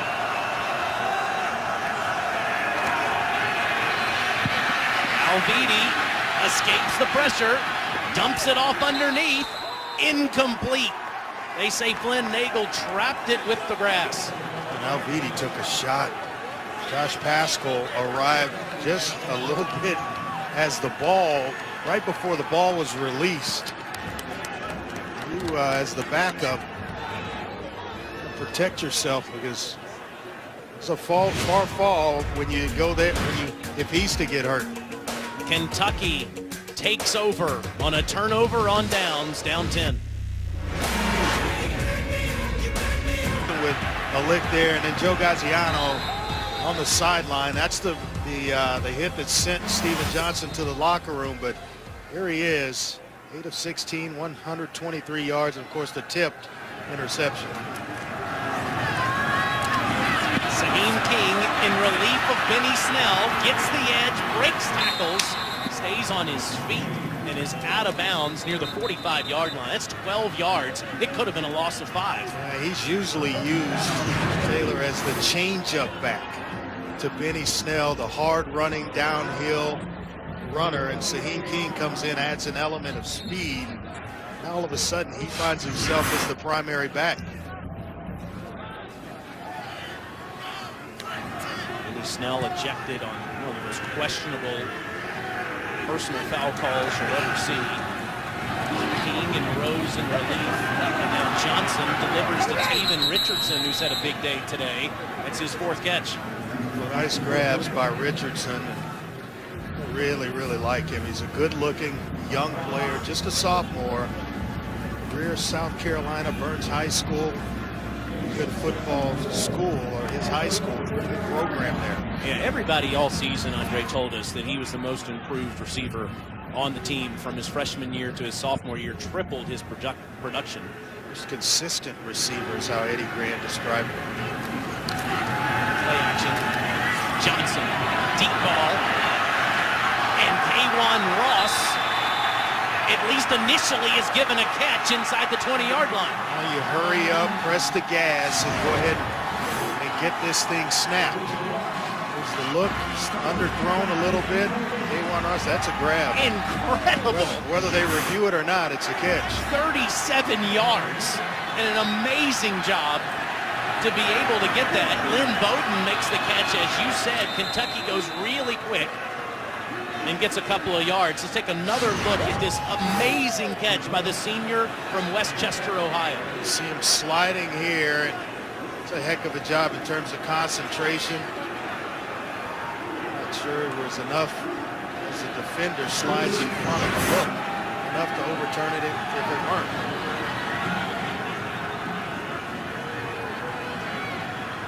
It's now 2nd and 8 in the red zone. Johnson near the end zone. Up the ladder goes Richardson, 1st and goal. So this young man is having some coming out party. Whoever the quarterback turns out to be next year or next spring, maybe next fall going into the season, he has got one heck of a receiver and a weapon in Taven Richardson. 5 catches for 89 yards. And how about the guts of Steven Johnson after missing the last couple of drives due to injuries? I'd go there again. Nice matchup in the corner here. Instead, Steven will keep it himself. Touchdown, Kentucky. The defense able to get themselves off the field.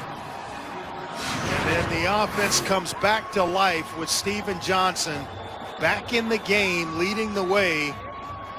This little read option, decides to keep it. Walks in the corner to get the Kentucky Wildcats right back in this game. You think this fires Big Blue Nation up when your team leader goes to the locker room after an injury and comes out on the field and marches down on the first drive of the 3rd quarter? No doubt about it. Showing you some toughness. Kentucky with their 2nd touchdown of the day. Down 3 in Nashville thanks to their team leader in his final game for Big Blue.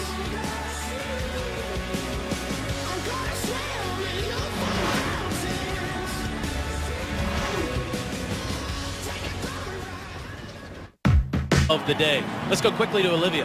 Guys, that wing contest got pretty heated, excuse the pun, but Mike Edwards for Kentucky only ate 3, but he's adamant that he thought it'd be wings not breaded tenders. He's a little upset about it, and it was really spicy. But Courtney Love said, no, we just had little guys competing. Good times at bowl games. He's had a lot of fun here. McGinnis's kick is fielded inside the 5 by J.R. Pace. And Pace is past the 30. Good field position for Northwestern. Studio update down to the Big Easy and Kevin Nagandi. Incredible game that preceded us today in the Queen City of Charlotte.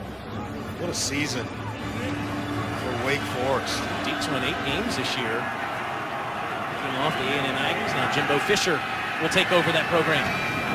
Glenn Nagel makes the catch from Alviti just short of the 40-yard line, where the man they call the Badger, Mike Edwards, makes the tackle. A nice quick read. Flat slant combination. He read it perfectly. Mike Edwards had hung up inside and able to find Flynn Nagel for a pretty good pickup here of 6 yards. Edwards loves Tyrann Mathieu, his biggest influence as a football player, and he's adopted his nickname and his hairstyle. Justin Jackson right near the first down marker.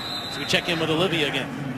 Yeah, guys, Clayton Thorson on the sideline with crutches and a towel over his head. The good news is he did not have to go to the hospital, and he'll get an MRI tomorrow.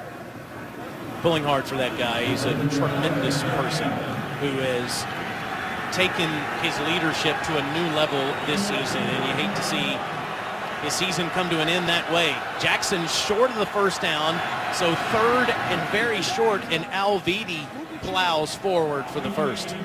Mick McCall not going to mess around with Kentucky's defensive line. It's a nice quarterback sneak to pick up the first down. Senior from Park Ridge, Illinois, who played in 4 games this year, had not attempted a pass since the 5th game of the season against Penn State. He's 4 of 8 for 50 yards and has run it for 29. This time it's Jackson over 100 already, and it's another first down run inside the 40. Cuts off the block of Tommy Doles and just kind of sets things up. He is a patient runner. We talked about that earlier. But watch him run off the block of number 71 as he pulls out. Nice kick out block. Sets the defense to the outside. Cuts back in.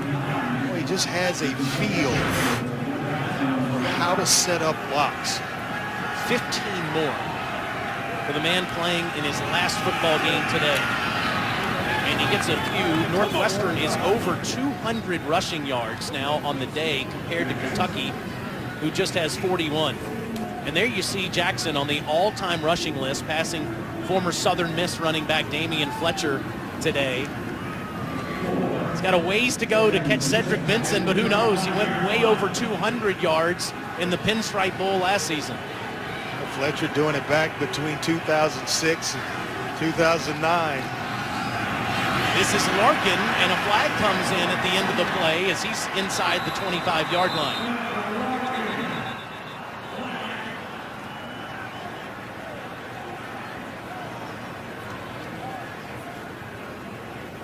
Only the second Northwestern penalty, if in fact it goes, against the boys from Evanston. Personal foul, shot block, offense number 72 and 59. 15-yard penalty, replay second down. Now that's something this offensive line of Northwestern, they will do that. I mean, Pat Fitzgerald actually was kidding with us when he said, hey, you guys in the SEC, they don't go down low. You know, you just decide, shake hands during the game, and we're just going to man up and push one another off the ball. They are not afraid to go down and take your legs out, but you can't do it as a tandem. They certainly do it pretty good when they single you up on the defensive line. Yeah, individual cut blocking is what they coach at Northwestern. So a 2nd and 21 now, back near the 50-yard line. Alviti on the option, keeps it himself. Look at the wheels on the senior quarterback inside the 35. Alviti's just kind of been waiting to be unleashed. Says, free me, let me run the rock. Right here, nice job of reading it out. Blocks get out in front of him. Garrett Dickerson, the super back, throws a nice block for Alviti, and certainly capitalizing, getting it back to a manageable situation here on 3rd and 5. 7 for 45 yards. He got 16 there, and he gives way to Larkin. They lose the first tackle, and the extra effort gets him about a couple yards away from the first down. So it should be about 4th and 2 here, but a late flag has come in. Sure, a little extracurricular going on the sideline here. We mentioned the 3 personal fouls that Jordan Jones had against Louisville. After the play, unsportsmanlike conduct. Defense, number 34, his first of the game. 15-yard penalty, automatic first down. You know, one thing I'll say about that is if it continues to happen, and as it has with Jordan Jones, you develop a reputation, and then officials start to look for that stuff. They threw the flag, as you see, before he patted the head of Larkin, but pushes his head there, and that's what drew the foul. Oh, boy. You start to look, you get a target on you when you do that. You react in that type of behavior week in and week out. Gives Northwestern the ball inside the 20. Justin Jackson, searching for his 3rd rushing touchdown, is inside the 5 as we have more laundry on the field. 84, 10-yard penalty, replay first down. Cameron Green, one of their all-purpose tight ends, they call them superbacks, called for the holding penalty here. Watch number 84 right there. Got a big hand around the shoulder of Josh Paschal. The official's right on top of that one. Paschal's, he is a load. He put an H-back or a super back, whatever you want to call him, one-on-one with that true freshman. That's a tall order. He had 3 significant penalties in the last 5 plays. And Flynn Nagel is lit up over there. Make that Riley Lees, excuse me, lit up by Derek Beatty. And I'm going back to the quarterback saying, hey, don't leave me out to dry like this if I'm Riley Lees.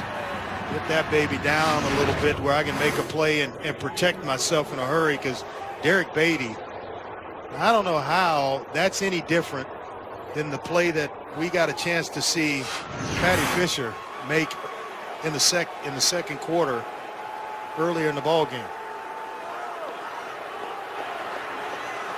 No word from upstairs yet.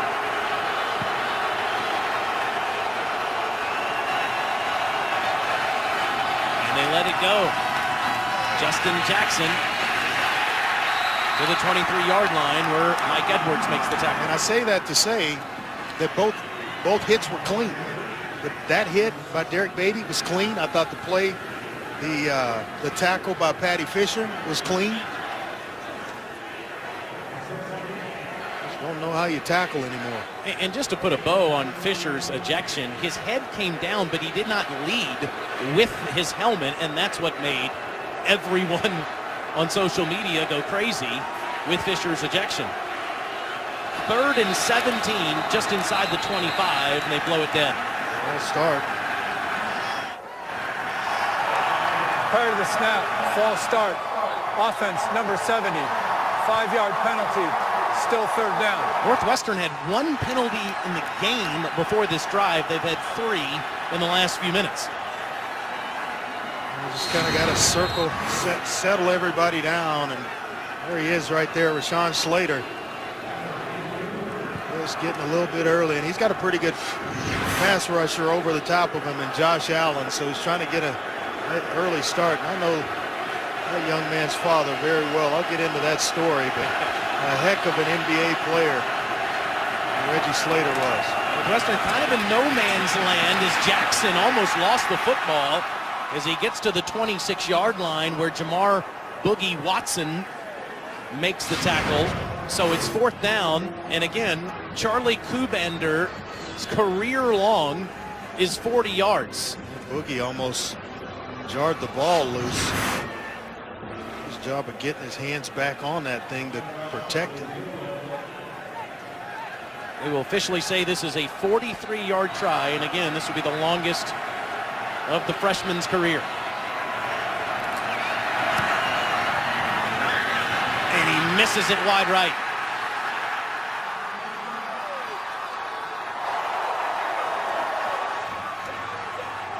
So after a 10-play drive for Northwestern, it ends with no points. Kentucky gets off the football field after Kubander's miss. UK down 3.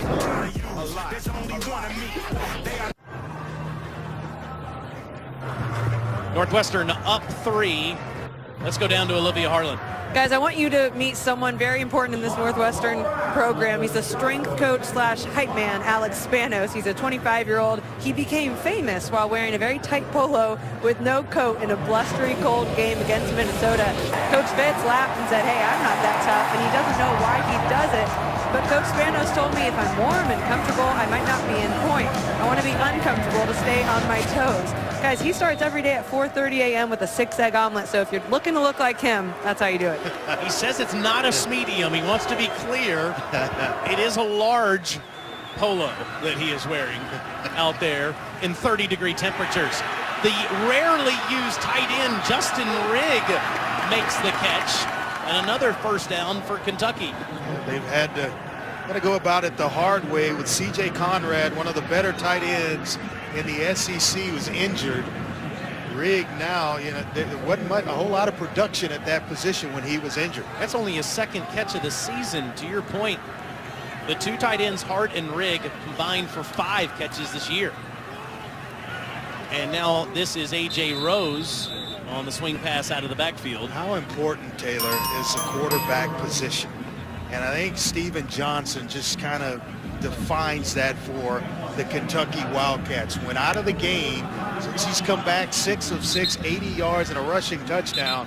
But not only has he had an effect on the offensive side of the ball, the defense has stepped up and started to play well. So it's been across the board for Kentucky since Steven Johnson's come back in this ballgame. And he's going to put up 4 fingers. He's got 1 quarter left as the quarterback of the Kentucky Wildcats. There is no doubt this team feeds off of his leadership.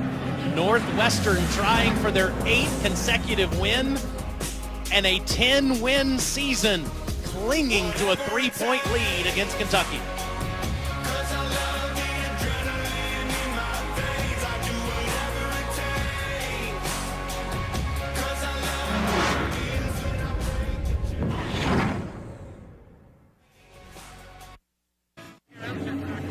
We're in beautiful Nashville, Tennessee for the 20th playing of the Franklin American Mortgage Music City Bowl. Northwestern leads Kentucky 17-14. Here's what's at stake. Kentucky going for their first 8-win season in 10 years. Northwestern's looking for their 5th 10-win season in school history. Pat Fitzgerald is 3rd as a head coach, 4th that he's been part of. He was a player on the 1995 10-win team. Northwestern, if they win, will have 27 wins in 3 years. That's the best stretch since 1903 through 05. Long way to the finish line for both these teams. 15 minutes is an eternity in a football game. Benny Snell ejected in the second quarter, not playing for Kentucky. Steven Johnson gets hit as he throws, ball out, no whistle yet, and still on the ground as Joe Gaziano's the one that applied the pressure. 3 or 4 different Wildcats of Kentucky and Northwestern had a shot at it. Steven Johnson is slow to get up. It looks like Kentucky's got the football, but I'll tell you what, don't ever question the toughness of Steven Johnson. Shoulder took him out of this game early. He just took a shot.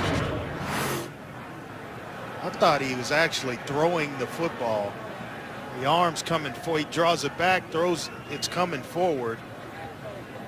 I thought it would have been an incomplete pass. There's no question that ball was going forward there as Gaziano applied the pressure, but the fumble recovery is made by the left tackle Kyle Meadows. Gaziano is some player. 6'4", 280, shows some, when you look at him, you don't think he's as quick as he is off the line of scrimmage, but man, is he some player for just a sophomore. Second team all Big Ten. Led the Big Ten in sacks with 8. I mentioned earlier, 7 of those, 7 of the 8 came in conference play. So you're doing it against the big boys week in and week out. Replay officials are going to take a look at this to confirm that it was an incomplete pass. Again, the ruling on the field was a fumble recovered by Kentucky, but getting another look at it, it appears that Steven Johnson's arm is going forward. I thought in real speed it was an incomplete pass. And here, I'm almost certain that's what it is, but I've been wrong once tonight already. There's a lot of people watching this game, Andre, that would argue you were right in the first half when Patty Fisher was ejected for targeting on what was a questionable call. Fisher out for the game. Nate Hall out with an injury during bowl practice. So Northwestern with 2 backup linebackers and Nathan Fox and Warren Long that have been forced into duty today. That man, Steven Johnson, missed a couple of series due to a huge hit he took from Gaziano in the first half. Snell ejected for targeting. And you had, of course, the injury to Clayton Thorson. It's been a wild game in Nashville, to say the least. Pac-12 officiating crew, and again, the replay officials here upstairs trying to determine if, in fact, this will be a 3rd and 9 for Kentucky, just 29 seconds into the 4th quarter. After review, with control of the ball, the quarterback threw the pass. It was incomplete. It'll be 3rd down. Please reset the game clock to 13:56. I'd like to state, Excuse me, 14:56. Thank you. I'd like to state for the record that no one has an issue with the call that was just overturned. Not in this booth. This is the first incompletion for Steven Johnson, and he's out of the game again as Drew Barker is back on the field.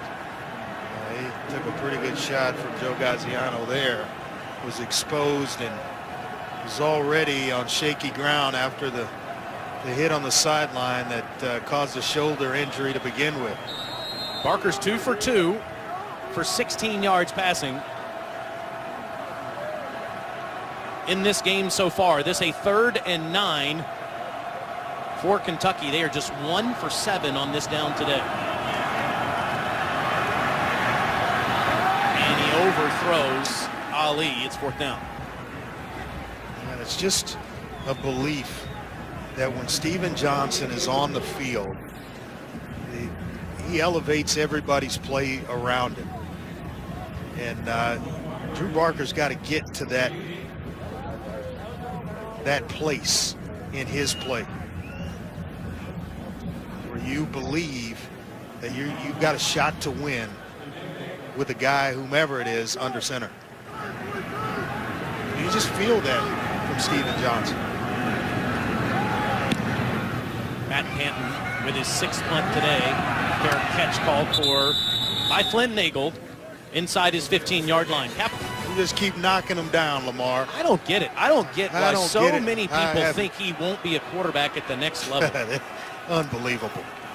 Justin Jackson trapped for a moment in the backfield, but almost impossible to wrestle him down for a loss. He gets 4 more. Some of those same people thought Deshaun Watson would go later than he did, and the Texans trade up to number 12 and pick him, and all he did was throw 19 touchdowns in 6 games. You've been the radio analyst for every Texans game in their history, and you watched Deshaun Watson have a terrific season before he was injured.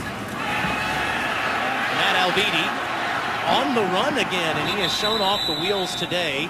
He has run for over 50 yards. He had 88 yards rushing on the season coming in. In fact, had a 68-yard run against Bowling Green earlier this season. That's clearly the backup senior quarterback strength. I'll tell you what, I like his body language. He just kind of exudes that he can get the job done. See, and he's had a lot of positive plays in his time on the field here tonight. It's 9 more there. Oh, back the other way. Oh, my God. And it's Jackson, and they do trap him in the backfield. Darius West, the safety, comes up. See Tamir Dubose as well in there. They decide to run blitz. With all the success that Justin Jackson has had tonight, they bring an extra defender around the line of scrimmage in the form of Darius West and corral him, playing him from outside in to make sure he doesn't get outside of contain. There's some help coming from inside out.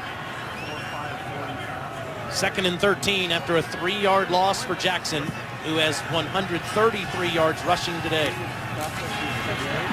The option pitch to him, and Josh Allen takes him on. It's 3rd down. What a player. Mentioned at 6th in the SEC in sacks this year. A guy that can play, certainly play sideline to sideline, and not just because of the number, but he reminds me a lot of Zach Cunningham, that played at Tennessee at Vanderbilt a year ago, also a Houston Texan. He led the SEC in tackles a year ago, but tell you what, Josh Allen is one heck of a player.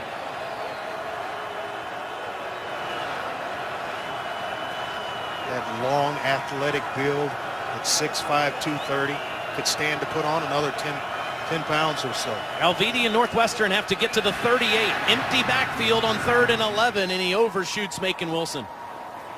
Chris Westrian, pretty good coverage along that side. And Kentucky once again going to get off the field, and it'll be interesting to see if Steven Johnson comes back into this football game. Johnson banged up a couple of times today by Joe Gaziano. Nice wonder on to punt for the 4th time. Charles Walker, 3rd in the country in punt return average, hasn't had much of a chance so far today. He's got one here. Almost nothing doing, gets a couple back after a 46-yard punt. Kentucky with a chance to tie or take the lead, down 3.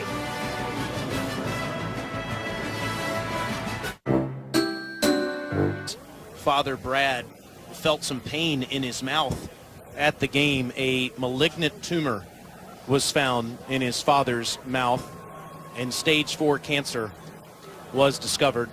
His father was on the field for senior day on November the 18th and is in the press box today watching his son. We are all fighting with you, Mr. Lancaster, and certainly thinking of Tyler and his entire family. Well, the number 1 is worn by Tyler Lancaster. It's voted on by his teammates, and pretty big honor to wear that jersey number. Zaheem King bouncing around, has no place to go, and Warren Long making his first ever start at outside linebacker in relief of the injured Nate Hall, guy that transitioned from running back on the tackle. For more on Tyler Lancaster, let's go to Olivia. Yeah, Taylor. Tyler said it was a tidal wave of emotion, and his mom, Bonnie, tries to not tell him the day-to-day pain that his dad's in or the procedures they have to go through. Let him keep his focus on school and football. But Coach Fitzgerald was just so impressed with how he's handled it. What a catch that is made there by Juice Johnson. Haven't seen a lot of him today, but 2 big catches for the man playing in his last game. Kentucky's top receiver gets 12. And did it on 3rd down to keep a drive moving earlier in this game. Here on 2nd down, nice comeback route and curl to keep himself between the ball and the defender. Nice play to move the chains. Steven Johnson in and out of the game, but has been terrific throwing the ball down the field, looking for Juice Johnson again. He's double covered. Sometimes when within a game, you know that you need a play to be made. Juice Johnson is that individual. For me, it was Jason Phillips, James Dixon.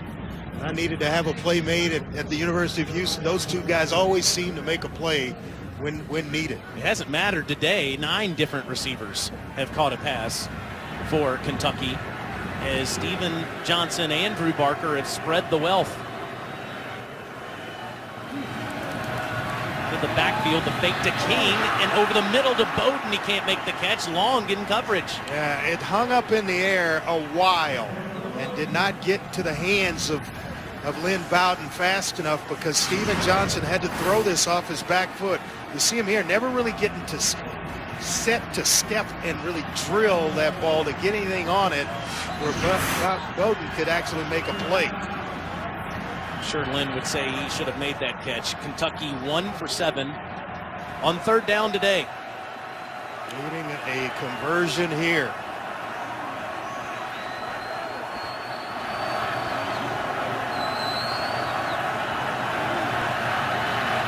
Johnson under pressure, escapes on the run in front of Juice Johnson. He can't make the catch. He's fighting and scratching, and a little bit too long of a fourth down situation with 10:51 left in the game for Mark Stoops to even entertain going for it. So you're going to rely on your defense once again to get a stop and get you the football back. 7th punt for Matt Panton after Sam Duke Miller, another terrific freshman from Andre Ware country in Houston, applied that pressure. Nagel makes the catch, takes on 2 defenders, and dives ahead near the 25-yard line. Northwestern clinging to a 3-point lead.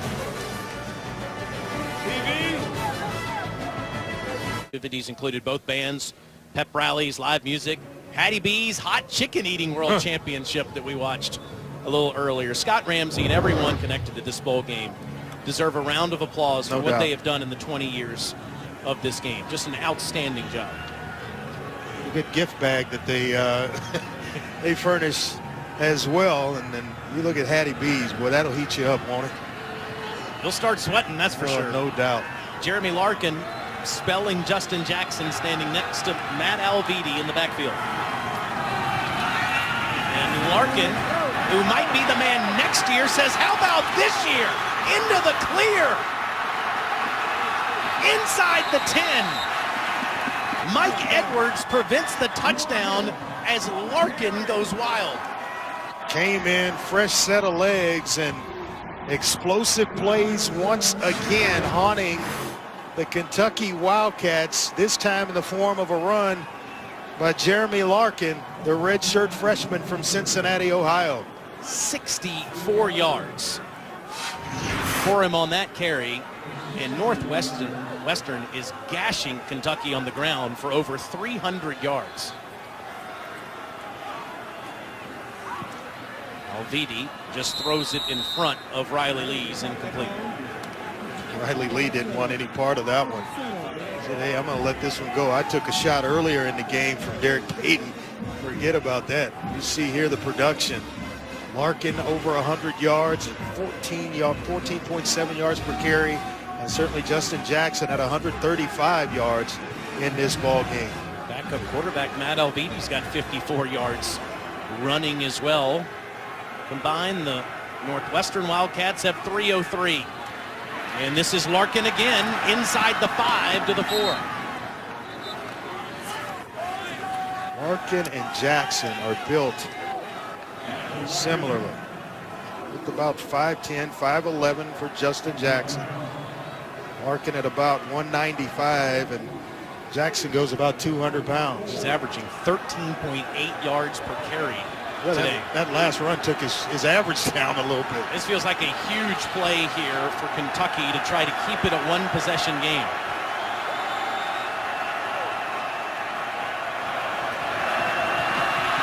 Larkin stopped near the 2.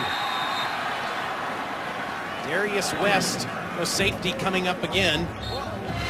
And it's 4th down. You got to be elusive to make Mike Edwards miss. Doesn't miss much, but Larkin in the hole was able to escape the mitts of Mike Edwards.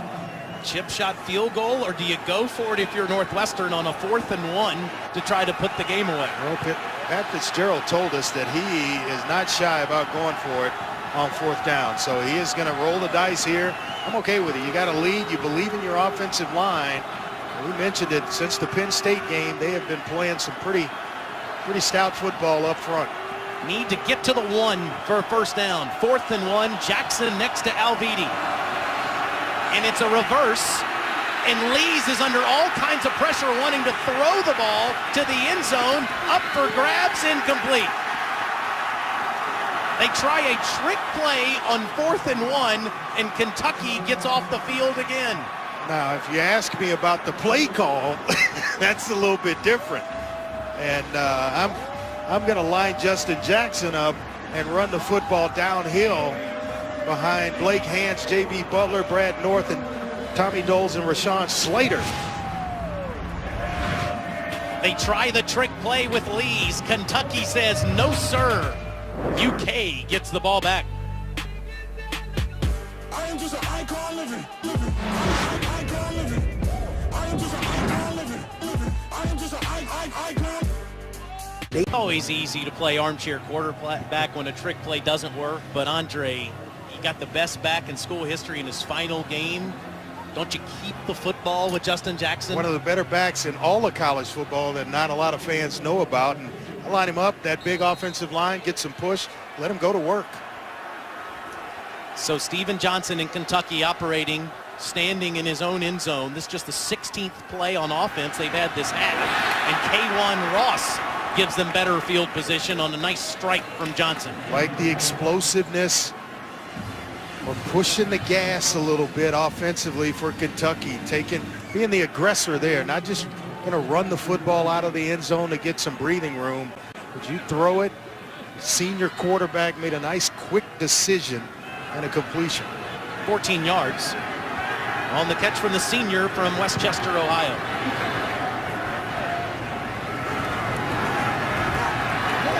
Johnson facing pressure from Gaziano, and he's picked off. Straddling the sideline is Kyle Gayro. Touchdown, Northwestern.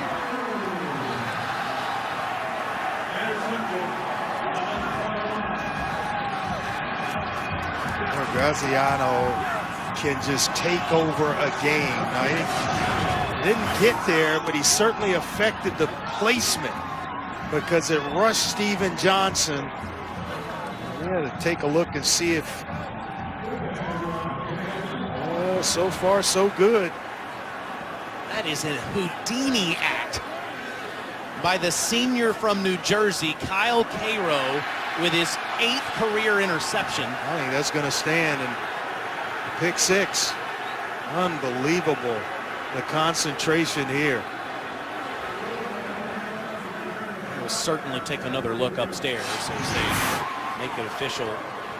It stands. It's a 26-yard pick 6 for Cairo, who is a high school triple jumper and high jumper, so he's certainly been using his legs his whole life. Incredible one-handed interception that he had last year against the Hoosiers.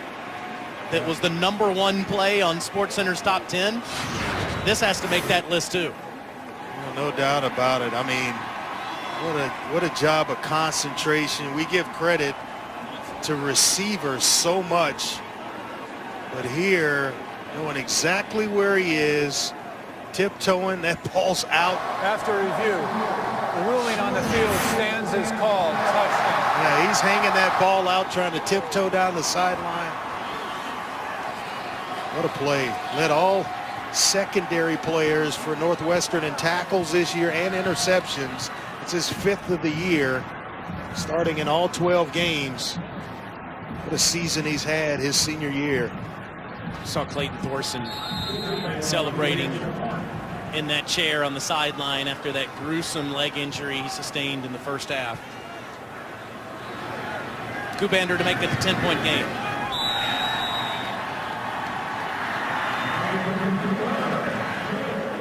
Joe Gaziano has been in the backfield all day, and as you said, Andre, the pressure that he gave Steven Johnson created this interception. Yeah, just forced the throw a little bit where you can't really step into it and get everything on it. But I think Kyle Cairo had such a break on it. I'm not sure that, you know, regardless of a clean pocket or not, going there was not the right place in which to throw the football. It's 5 interceptions this season. The media availability about his future and whether or not this will be his final game as the play caller for the LSU Tigers. Find out when they play the Fighting Irish. He just got to town. He just got there. Clearly, he has not seen eye to eye with Ed Ogeron. Well, if it is his last game as an LSU Tiger, it won't take him long to get employment. So NC State, then Pitt, now LSU, and he'll be headed elsewhere. Daniel on the squib kick. past the 25-yard line. Pat Fitzgerald has said the one thing he needed through all of this was a commitment, a financial commitment, not to him, but to the entire program. Well, guess what? He's getting it.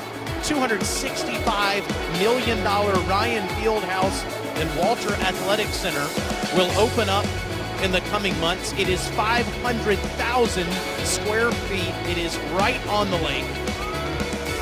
And it is beautiful. You see the renderings. Fitz came in yesterday to our meeting and showed us these pictures.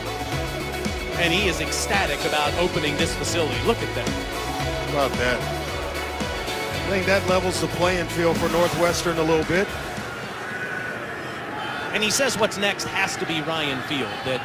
That'll be the next thing that must get some renovations in the coming years. Johnson back to work, incomplete, looking for Ross, who says, bring me the flag, and he gets it. And he gets one. I'll tell you what, there's been such tight coverage. Montre Hardage right here in coverage. You get the interception by Kyle Cairo. Number 24. The ball will be placed to the spot of the foul. Automatic first down. That could have basically gone either way, but these defensive backs are playing some tight coverage. Marcus McShepard, you talked about him earlier in the ball game, made a nice play.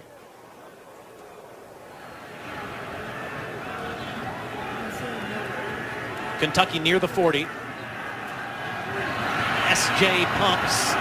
One-on-one to Ross again, incomplete. Hardage right there with him. For more on Northwestern's huge facility, let's go down to Olivia. Well, Pat Fitzgerald had a big part in the design, but he really wanted to build it around the players. He said he needs synergy between the players and coaches. In fact, the team rooms flow right into the coaches' offices. Guys, they looked at 65 NFL facilities to get a vision together for what they want. All glass, lake facing. He says it makes us look like the big-time program that we are. Pat Ryan, the billionaire insurance man, has had such a huge imprint on his alma mater as King takes it past the 50-yard line right at the chains, and a little pushing and shoving at the end of the play. King was blown down. The play was blown dead, and he was down already. Not sure what the melee is about, but Pat Fitzgerald told us, he said he doesn't want to build a house. Get a chance first to look at the end of this. Still laying on a body, but ball did come out. But Saheem King did come up with a football.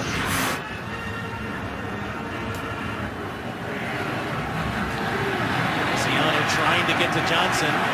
Instead, down the field, pass underthrown to Garrett Juice Johnson as McShepard in coverage. It's second down. To finish your thought on Pat Ryan, the billionaire insurance man, he said in the late 70s that Northwestern almost went to the Ivy League. They were so bad at football, and he was so discouraged that he said through his success, he wanted to make any financial commitment necessary so that they could be competitive against all teams in the Big Ten. And that's happening now in 2017 into 18 with this new field house that he has his name on. Yeah, when it opens, how that's going to affect recruits unbelievably, that will transform the program in itself.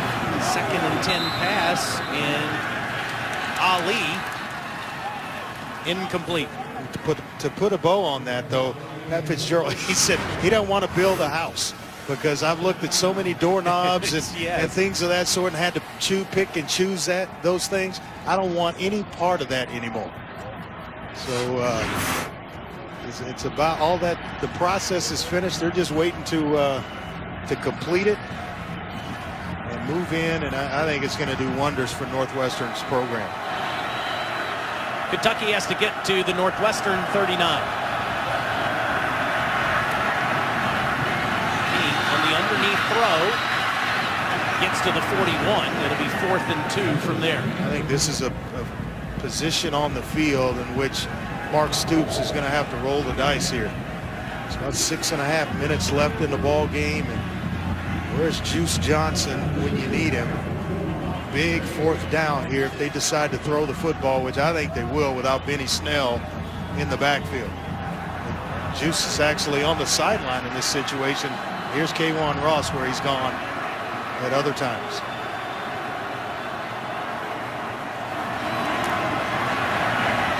On the fourth down throw, it's caught. Nice catch made by Charles Walker to move the chains. Excellent throw, excellent catch, and the timing was perfect. From Johnson to Walker, just enough to get the first down, inside move, and away from Brett Walsh, the outside linebacker. Walker, the senior from Louisville, a Kentucky basketball team crushing Louisville today.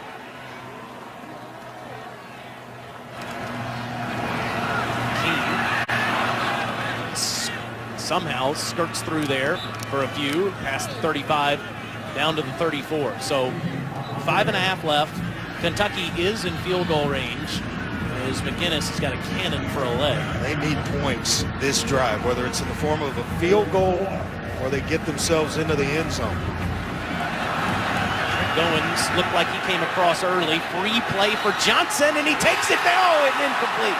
At the last minute, Marcus McShepard gets a hand in on K'Wan Ross.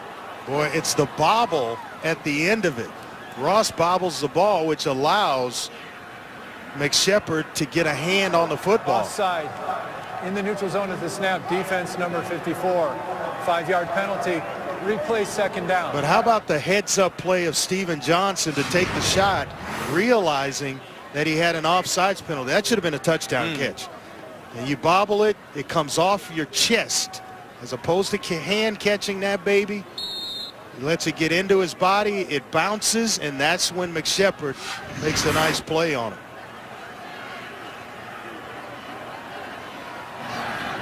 Second and 2 after the Northwestern penalty.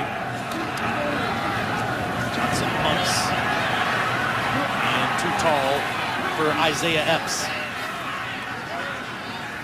I think Steven Johnson is playing knowing that he has 4 downs to get the job done to pick up first downs right now. 3rd and 2. He knows that he's working with all 4 downs going forward.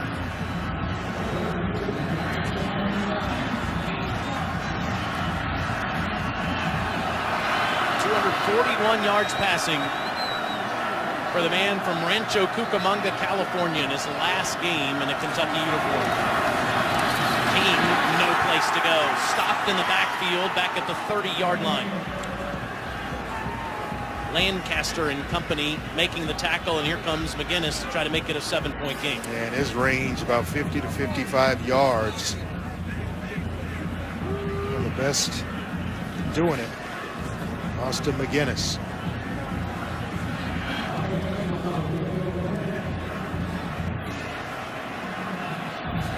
He has 71 career field goals. This a 48-yard attempt to break his season mark that he set last year. Automatic. 21 field goals last year, 22 as a senior. Needed a field goal, at least 3 points in that drive. Kentucky able to put one on the board and draw within 7 points of Northwestern. Watch me do this. It's always been more than a music. You're watching the Franklin American Mortgage Music City Bowl as part of Capital One Bowl Mania. It's the 20th edition of this great game in Nashville, and Northwestern holds on to a 7-point lead over Kentucky. Fans, you can tune in to ESPN3 for the post-game trophy ceremony presented by Capital One immediately following the game. Northwestern holds on. They have a 10th win on the season for just the 5th time in school history. Well, Kentucky has not won a bowl game since the 2008 season. At 4:24 to change that. As McGinnis will kick it deep to Jeremy Larkin. He's coming out. Mistake made at the 16-yard line. He was leveled. How about that open field tackle made by Marcus Walker? That was Tobias Gilliam. I'm going to give him the credit for that huge hit that he made. So what was at stake there for both of these teams? Justin Jackson running in the final minutes of his incredible collegiate career. It just looks like at times he is going to get blown up, and then he gives it and takes it away. I mean, the shiftiness right here. Pascal, you thought had him. Then another defender for Kentucky, you thought had him bottled up, and he makes both miss on his way to a first down. What a player. And now the nation getting a chance to see a guy that has rushed for over 1,000 yards 4 consecutive years. It's hard to do. One, you got to stay healthy. We get the amount of carries, and he's done exactly that. Well, here comes carry number 30, at least the next time they give him the football. And there it is, 13 yards on the last carry. And he's into the secondary again with 7 more. You consider last year he had 224 yards rushing as the MVP of the Pinstripe Bowl, which Northwestern won. He's got 155 with 3:20 to go in this one. 30 carries, no problem. Just hop up, give it to me again. What a job he's done tonight, both he and Jeremy Larkin, his counterpart in the backfield. As durable as any back you'll ever see in college football, 10th ever. It's because you never get a clean shot on him. You may tackle him, but you never get a clean shot. Milking all of the clock is Alvidi before giving way to Jackson, and he doesn't have much there. He's just as impressive off the field as Kentucky will use a timeout. Justin Jackson was one of 13 They're first of the half. finalists for the National Football Foundation Campbell Trophy as the sport's top scholar athlete. He got an $18,000 postgraduate scholarship. Just a complete player for Northwestern.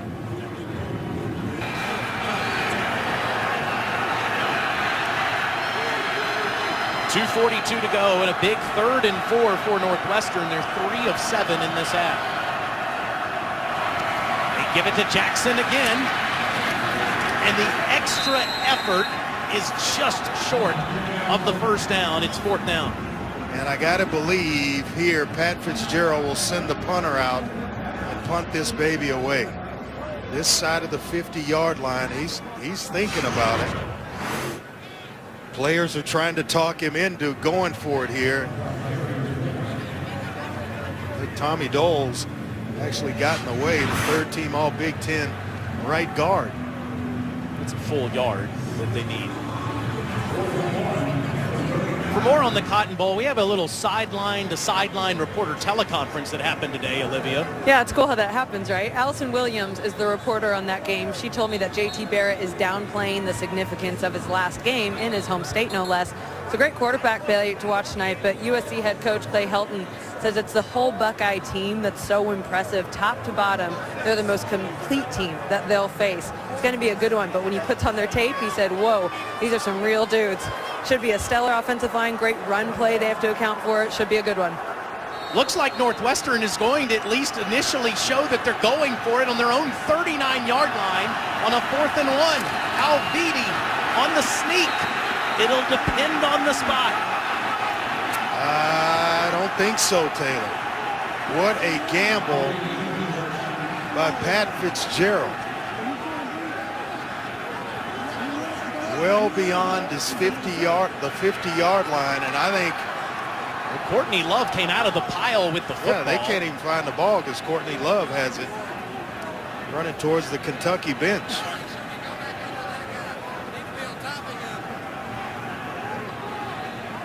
But that mark, it's always the forward foot of the official looks to be short. I think it's going to be Kentucky's ball.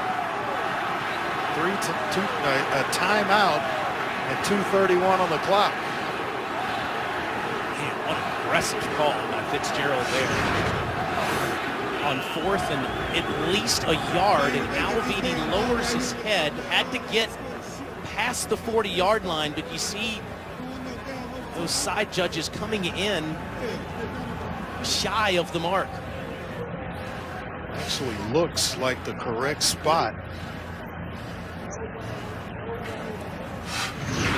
Hard to tell. It's short. A couple of links short.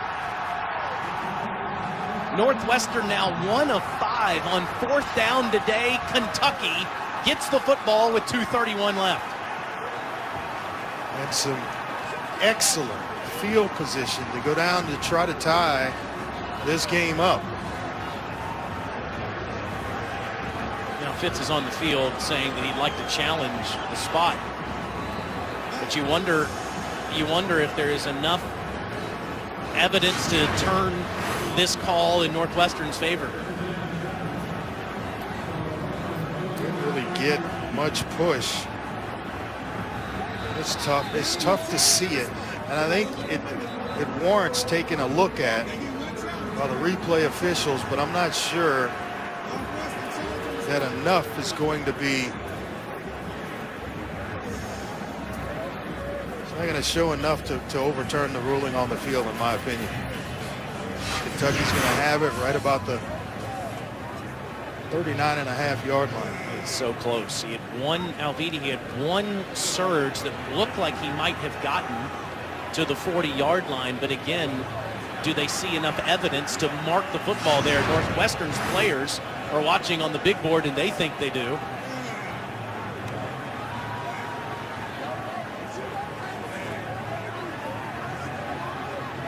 I don't think so. I don't think there's enough video evidence to overturn the ruling on the field. This would be the look you would have to have, and it looked for a second briefly that Alviti was approaching the 40-yard line, but again, is that enough evidence for the replay team upstairs?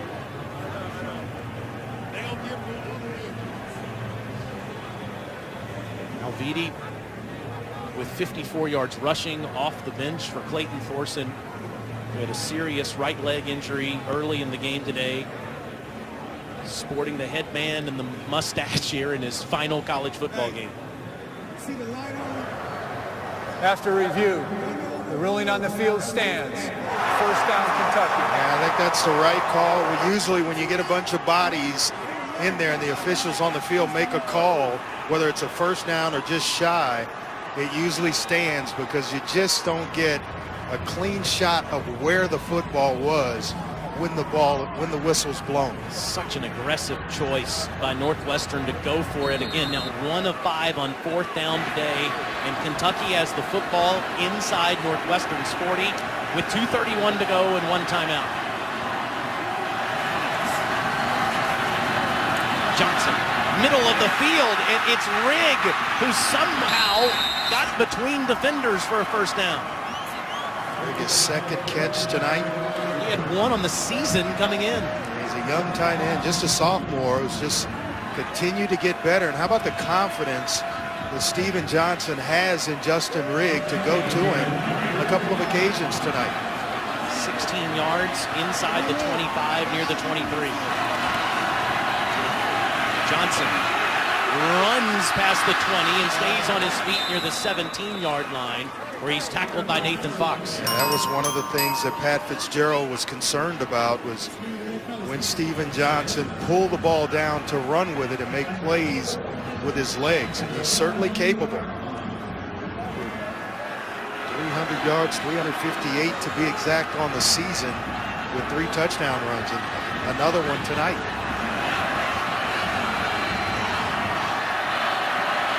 Second and 4, Kentucky can get a first down past the 13.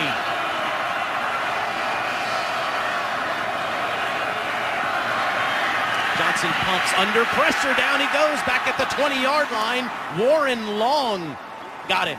Now you got to go ahead and speed things up, get back, get set. You got receivers walking back to the line of scrimmage. It'll be about under a minute when you snap this thing on 3rd down. What a time for Long's first career sack in his first career start. Clock running. Kentucky 1 of 10 on 3rd down today, 0 for 4 in the second half. 2 plays to get past the 13. Johnson, middle of the field, incomplete. Here comes the flag if the ref back judge can find it. He's got so many layers on with the weather and the cold down there, he couldn't find the flag. Well, this is going to be a pass interference and an automatic first down for Kentucky. Question is, my friend, if they score here and score a touchdown, will Mark Stoops Holding go of an for 2? eligible receiver, defense. Half the distance to the goal, automatic first down. Will he go for 2? If he gets to that position. First, another look at this holding call on Northwestern. We're clear. It's Godwin Igwebuike. So now 1st and goal with 43 seconds left. Kentucky just inside the 10. Cover 0, an all-out blitz coming right now. Johnson on a design quarterback keeper has daylight. And he lowers the shoulder. Touchdown.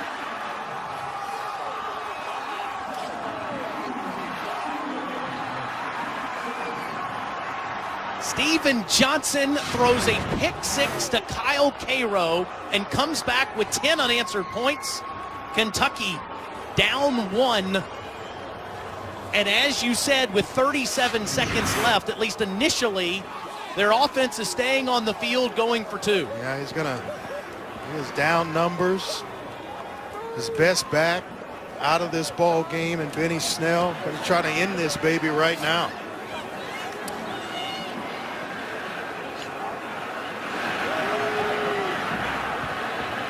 Steven Johnson has come out of the game twice today because of Joe Gaziano's pressure. Going to make sure everything's clean here. If it's not, take the time out and go to the sideline and talk about it. Pat Fitzgerald, it's not clean on his side. Took a look at the formation and then used the timeout to maybe get his defense in the right situation. Tonight on Sports. So Mark Stoops and Kentucky going for the win with 37 seconds left. I like it. Try to extend this thing. Just go ahead and get it over with. You're down here. You may not get a shot to get in this position again, so take care of it.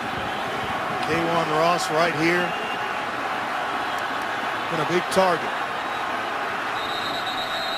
And another timeout called by Northwestern. Northwestern went cover 0, so when he broke containment, the blitzers were inside. And receivers are running routes, so you don't really pick the quarterback up until you hear the crowd as a defensive back and you turn out of coverage to come back. And that's why he was right at the goal line when Montre Hardage actually even had a shot at tackling Steven Johnson. Does the ball leave Steven Johnson's hands here on this 2-point conversion? I think it's a run pass option where you give him an RPO. You know, he can either keep it or you give him somewhere to go with the football. But I definitely think, you know, this won't be a handoff to Saheem King. No Benny Snell ejected in the first half. Kentucky's had to change their identity. They trailed by 10 points in the 4th quarter. Going for the win with 37 seconds left. This is 6'6" out here.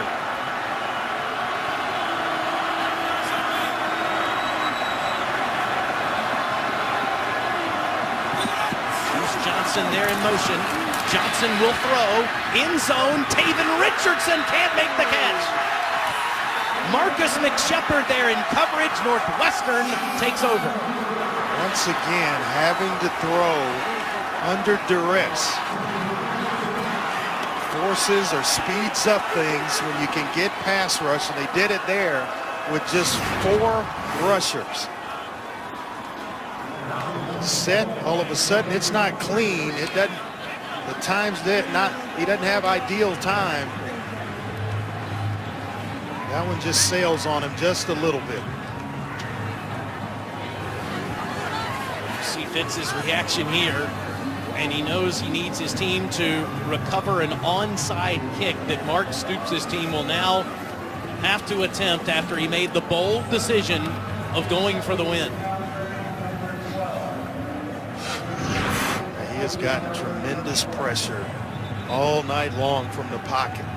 Thought maybe they would move him and try to secure an edge and give him a clean throwing lane.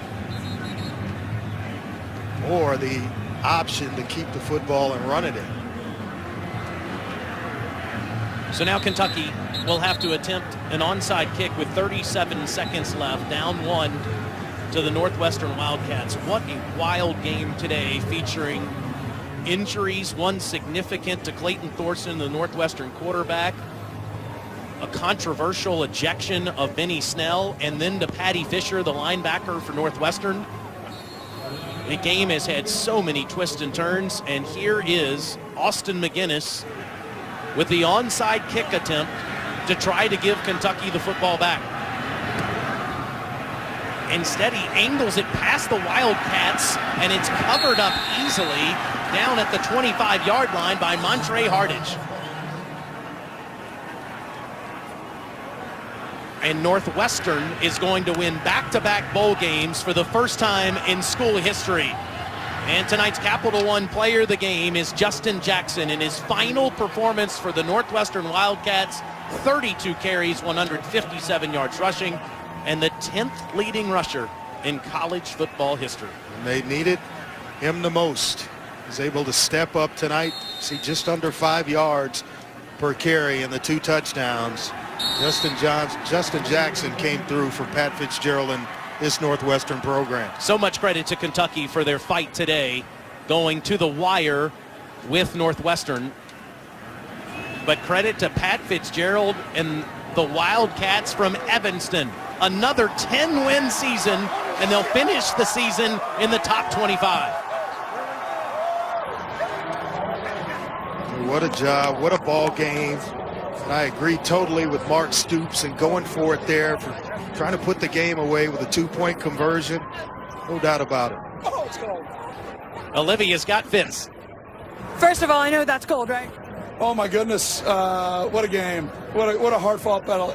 Mark, his young men, what a battle. I'm so proud of our guys. The adversity we faced today was pretty indicative of the whole year. And got a little bowl game aggressive, but, you know, it worked out because the guys made the plays, and I'm incredibly proud of them. On that point, you lost your quarterback. You lost one of your best defensive players. How did you guys get it done? Just character. It's Wildcat men being Wildcat men. That's who we recruit. They're from great families.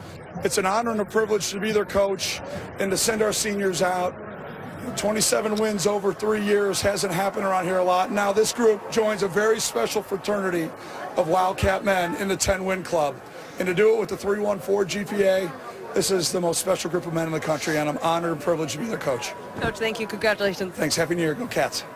Once again, our final score, Northwestern 24, Kentucky 23. Coming up next, it's the H&R Block College Football pregame. So long from Nashville. Let's send it back to the studio.